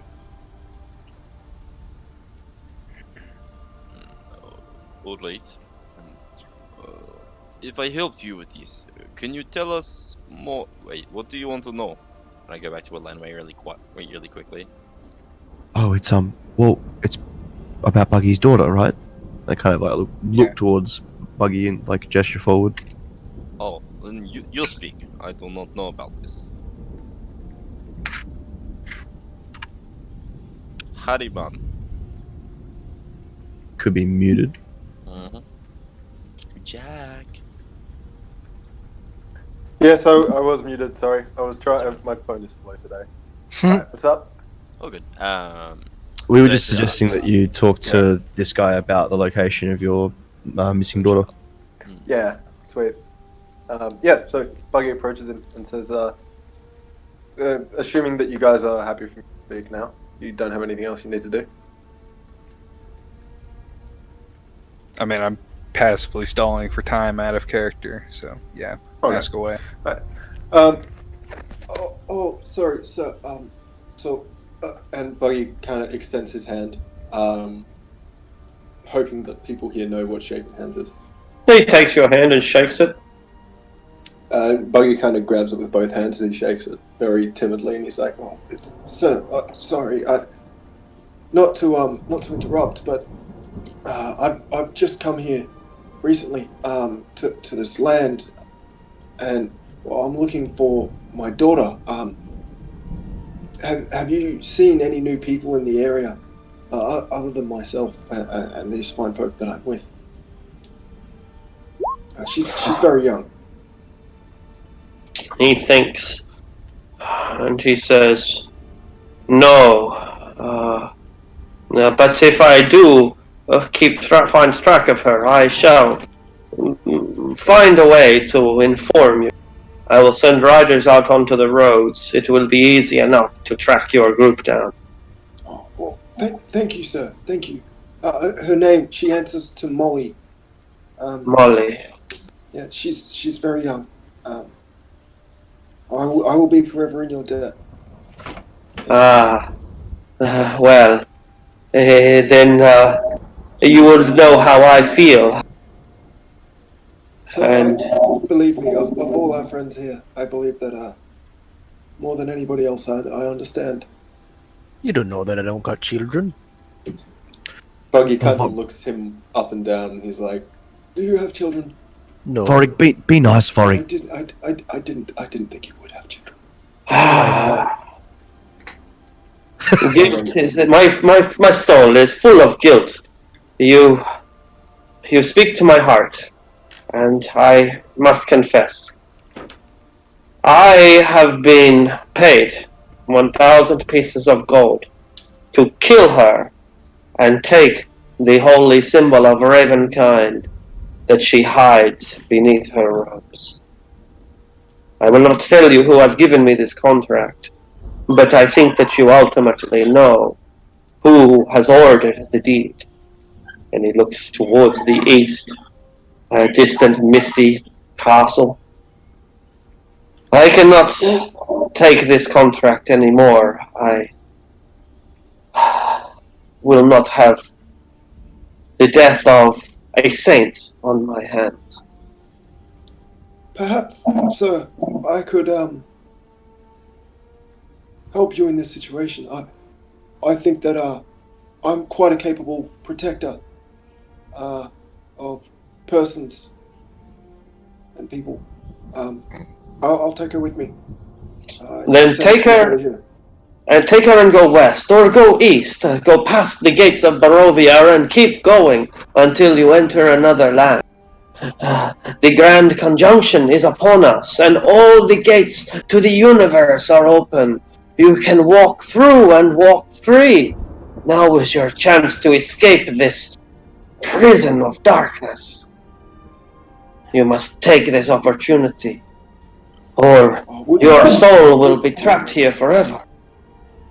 Would that I could, sir, but I need to find my daughter first before I leave. Well, Does it then last good 9 luck. days? Well, thank you, sir. Thank you, sir. So just so I am making sure I understood that clearly, am I now taking that girl that we rescued? No, he's talking about Elmway, one of the party members, the cleric, one of the party not members, the girl. fantastic. Yeah. Okay, I'm still getting all the names in my head. Yeah, no. Let's just say that she never came here. And we're gonna go. Peace out, friend. Buggy kind of walks away. How long does this conjunction last? I do not know. It is women's business, talking of oracles and prophecies. But why don't you ask your witch friend, Esmeralda? I am sure she knows all about it. That would have been a smart idea. But even if we escape, what's to stop Strahd from snatching us back in here again? The ways of the mists are mysterious, and not his to command. The dark powers are darker still than even the heart of a king. Spooky. Very spooky.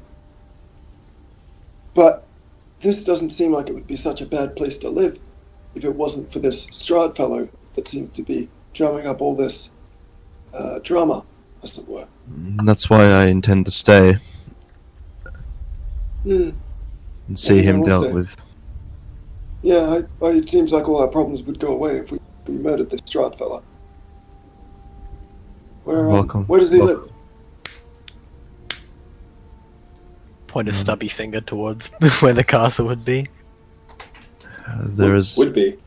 Yeah, his castle resides in the southeast, along the road that leads out of town. I don't know if you can see very far in the mist. Okay. But I believe that is our final destination. Sounds like a good name for a play. What's that? Final destination? Yes. I agree. Please Imagine no. everything goes wrong all the time. Anton, write that down and get ready to work on it.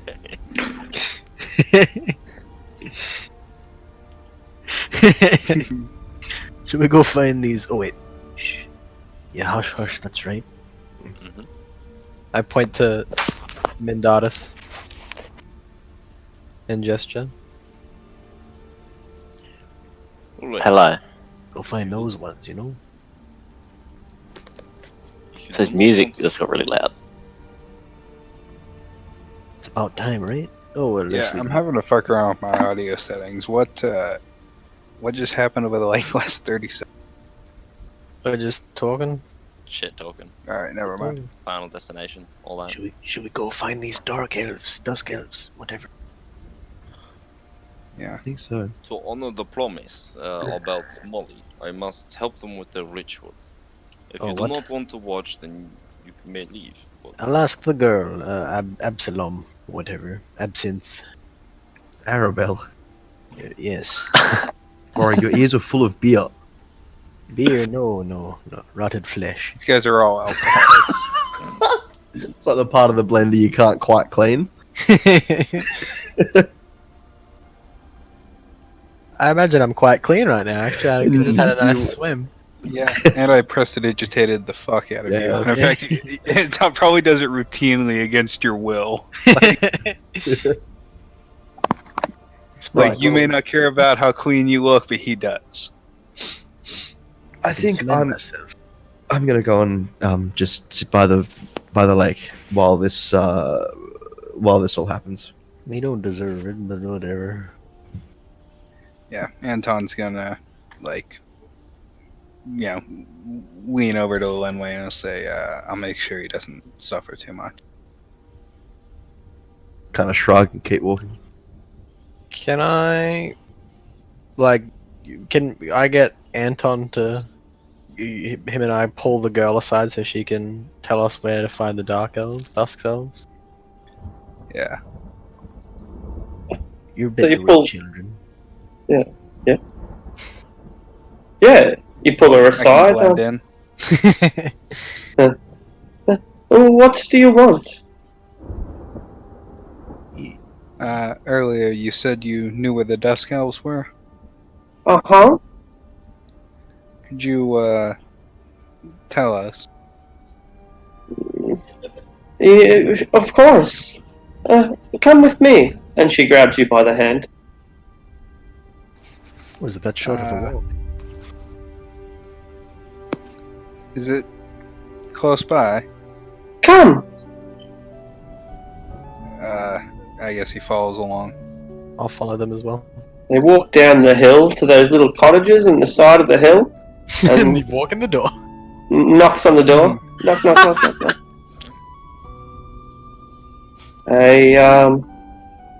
An elf answers. Of course. He appears gaunt and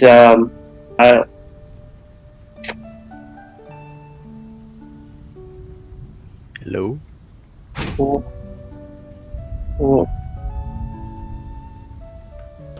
what do you want?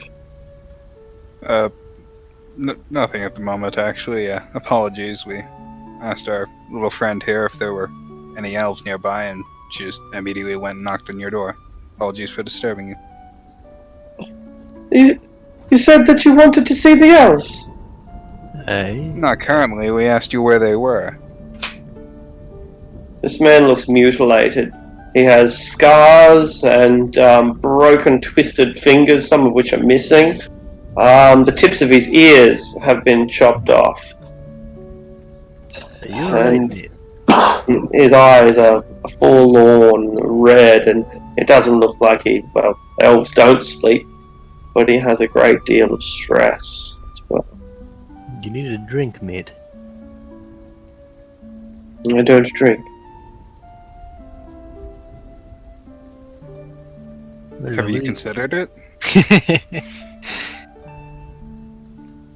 Have you come to my door to tell me of the graces of wine? No. We heard. Look, we're no friends of a certain evil bastard in this vicinity, and we've come to hear that you aren't either. Oh, you're adventurers from a foreign land, on a destiny to rid the world of evil. Not really. Congratulations. Sort of like, grudges. Ah, Mostly just trying to get our village out of the fog. you think that you have some chance? Have you gauged the dangers? Once or twice, dipped a toe into his tower. You've We're doing been in everything Castle we can Ravenlock, and you survived. Quick hop, Could say that. Did you see any elves and any elven women in there? We did not go very deep. Oh, Yeah. The only one we saw was Strahd, really. are either of you sages? Is he asking that or are you asking that? No, he asks. Oh. Are either of you sages? Are you learned men? I was a teacher. I have heard that with the power of resurrection magic, even the curse of undeath can be listed. Is this true? What do I know on that subject? Oh, I guess it's a arcana check, I suppose. Maybe religion. Depends on your magic.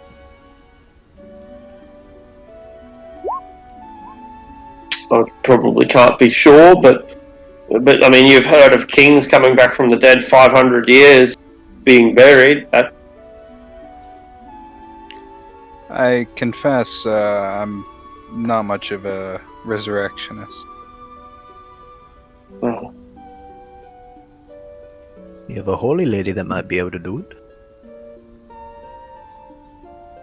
Eventually, but I don't believe it's currently within her scope. I wouldn't know. I just smack real good. No, if Lenway could raise the dead, well, Djokovic and Sven would probably be here still. I can raise the dead myself. I have a means, but well,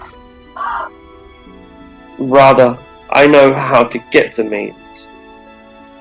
There is a place, a distant, remote location. I intend to go there, but I don't think that I will make it if I go alone.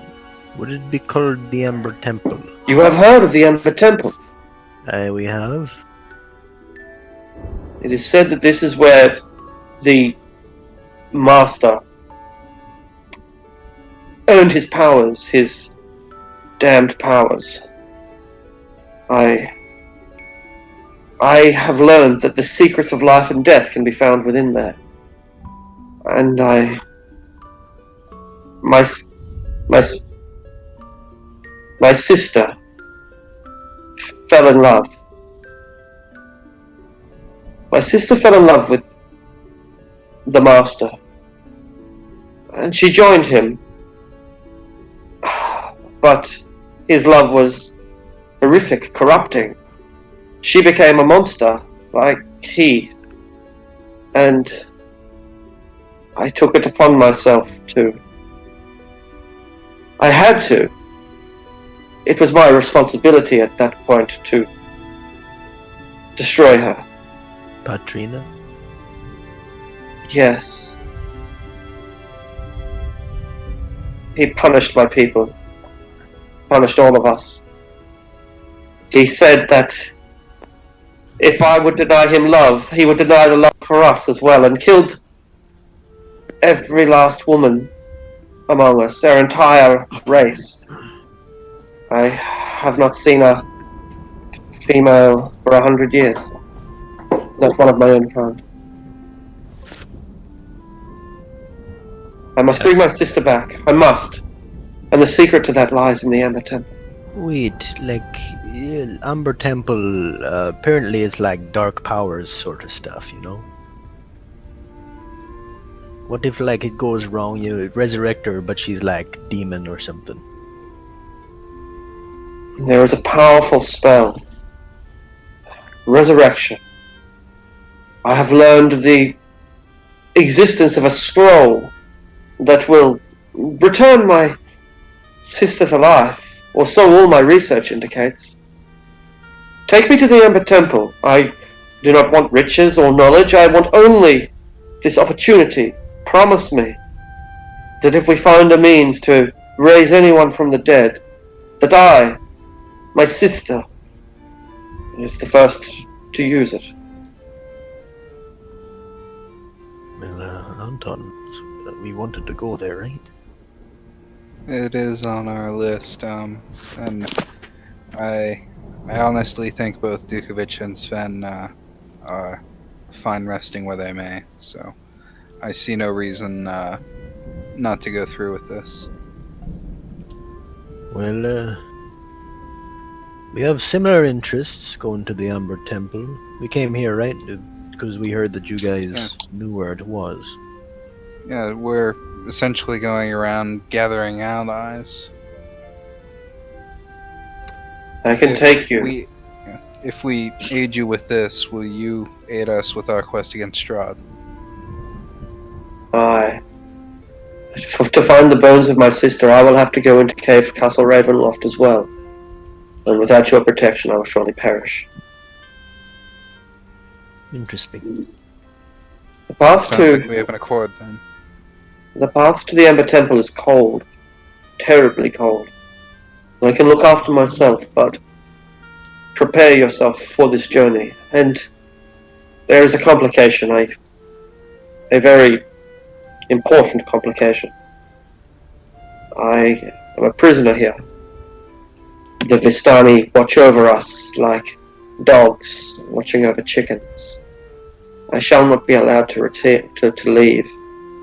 There must a distraction or some kind of rescue attempt must be made. If the Vistani see me leaving, they will know that I have absconded. Good Well, luck, this the guy. Vistani are quite distracted right now, and failing that, they do owe us quite a favor. We just rescued one of their daughters. In fact, the heroes? one who led us here. Oh, Arabelle. These heroes have come to us, bringing light into our lives again. Oh, Corel and Larethian. Oh, Seheni Moonbow, these are glorious days. I shall await for your return, and when you are ready to travel to the Amber Temple, I shall lead you. Wait, couldn't you turn him into a rat or something and we just walk away? I mean, yeah, fit worst case, I can just turn him into a bird and he can fly off, but yeah. Then I will begin to prepare myself as well. When you return, I will be ready. Alright. Yeah, and I'm the spell slot right now, so we'll come back for him. So, like, get a bunch of, like, heavy cloaks and stuff. Bitterly cold. I've already got, like, a winter coat, but... Alright. Sounds like a good plan. Meanwhile... So I guess we're... Yeah, you gotta rejoin the party, presumably? Yeah. How's the bloody lane going by this point? Let's turn to that for it. So, you're going to, Victor, you're going to demonstrate blood? Yeah, I'll help. I'll let everyone know what's about to happen. Not exactly what's about to happen, but let them know it's about to happen. If they want to leave, now's the time to do it. And before I do let them start anything, I want to go up to the bound victim and have a quick chat. Save me! Save me! What is your name? I am Bluto.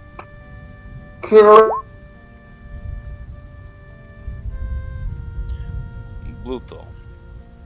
Do you deny the fact that you tried to drown an innocent child in water to die a long, slow death at the bottom of a lake?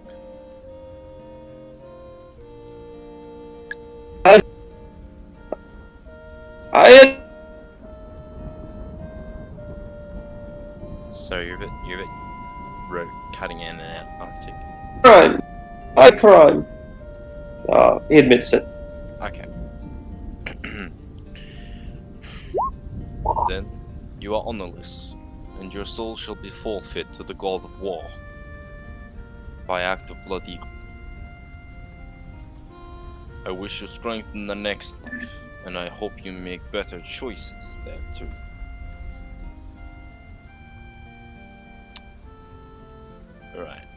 and as long as everyone's away at this point, I begin to keeping most of the artwork to myself. Like, I don't want to give them the exact how-to, but yeah, I'll make sure I perform it correctly. And once it gets a certain far along, if people start looking away, I'll try and accidentally, well, in quotation marks, accidentally slip the dagger and try and make it a bit quicker. Well, basically, also simultaneously, because this is kind of what he's aiming to do. Basically, the second it looks like something fatal is done, Anton's going to start casting Dissonant Whispers on. Okay. Do your grisly work. Have you done this before, Victor? I would have done it once. Trained Being hands. the bigger, brawner guy, I was once probably an executioner. What did this criminal do that earned such sentence? Treason against his family and his people. Alright, so a man who plotted to kill his brothers and might seize the family for himself, perhaps even scandalously take a member of his family to wife, suffered a terrible fate, which you are replicating now. And by your own words, you offer this to the war god, and the blood through your hands, and you are constantly being within how you are doing the right thing, how traitors must pay the ultimate price. And within the screams, you hear only synth, and within your hands, you feel the lightness of a feather. You are the Blood Eagle, and as you work your way through these ribs, the man dies before you complete your work, and before you even have to slit your throat. But your work of art is done, is presented, and your hands are soaked in blood.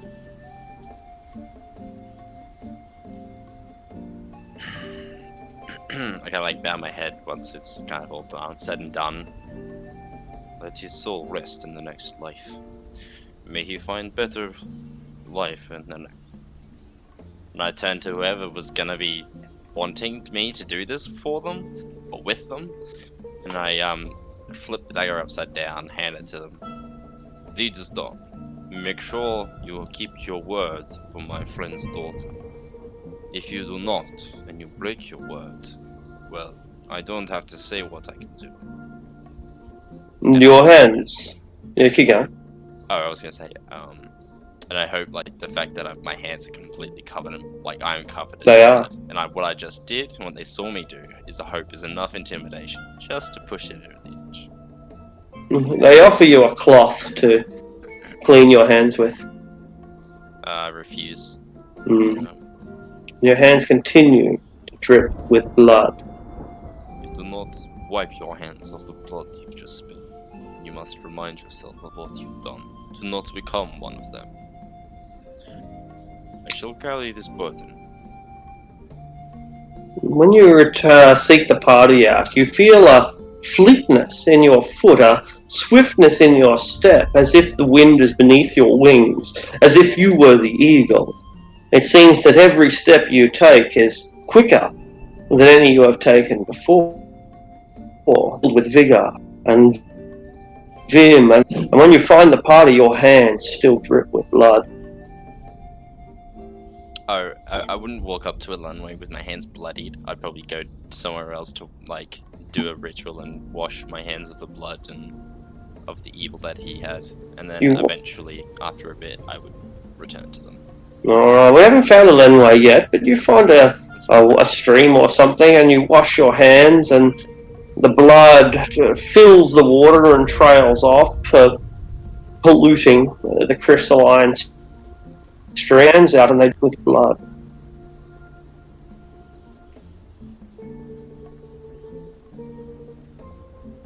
and you put your hands back in the water, and the water gets polluted by the crimson tide, and you pull out your with blood, as if you had just freshly soaked them.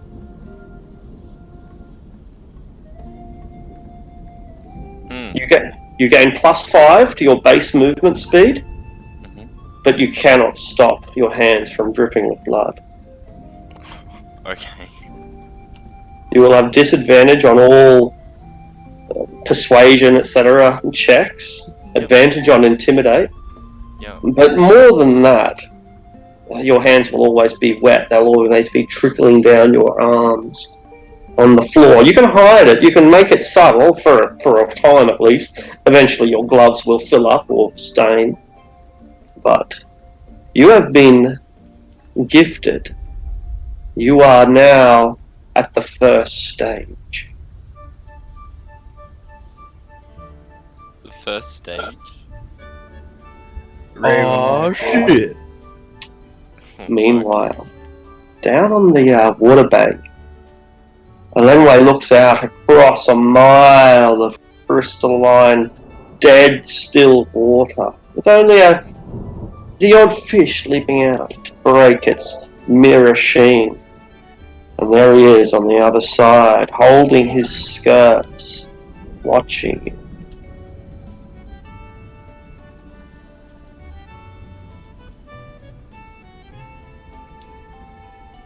I wave my right hand. I don't wave it, I just raise it up for about a second or two. He raises his palm first, then turns it, and summons you.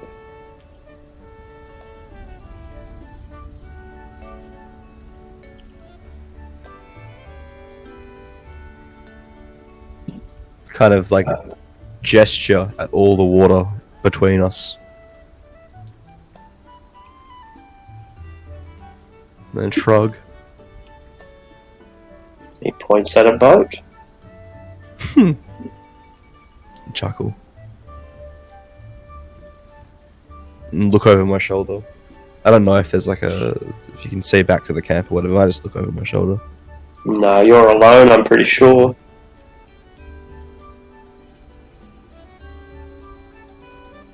All alone. I take a few steps into the water. And I'll use thaumaturgy to increase the volume of my voice and just say soon. And begin to turn around. He disappears from your view. He's gone.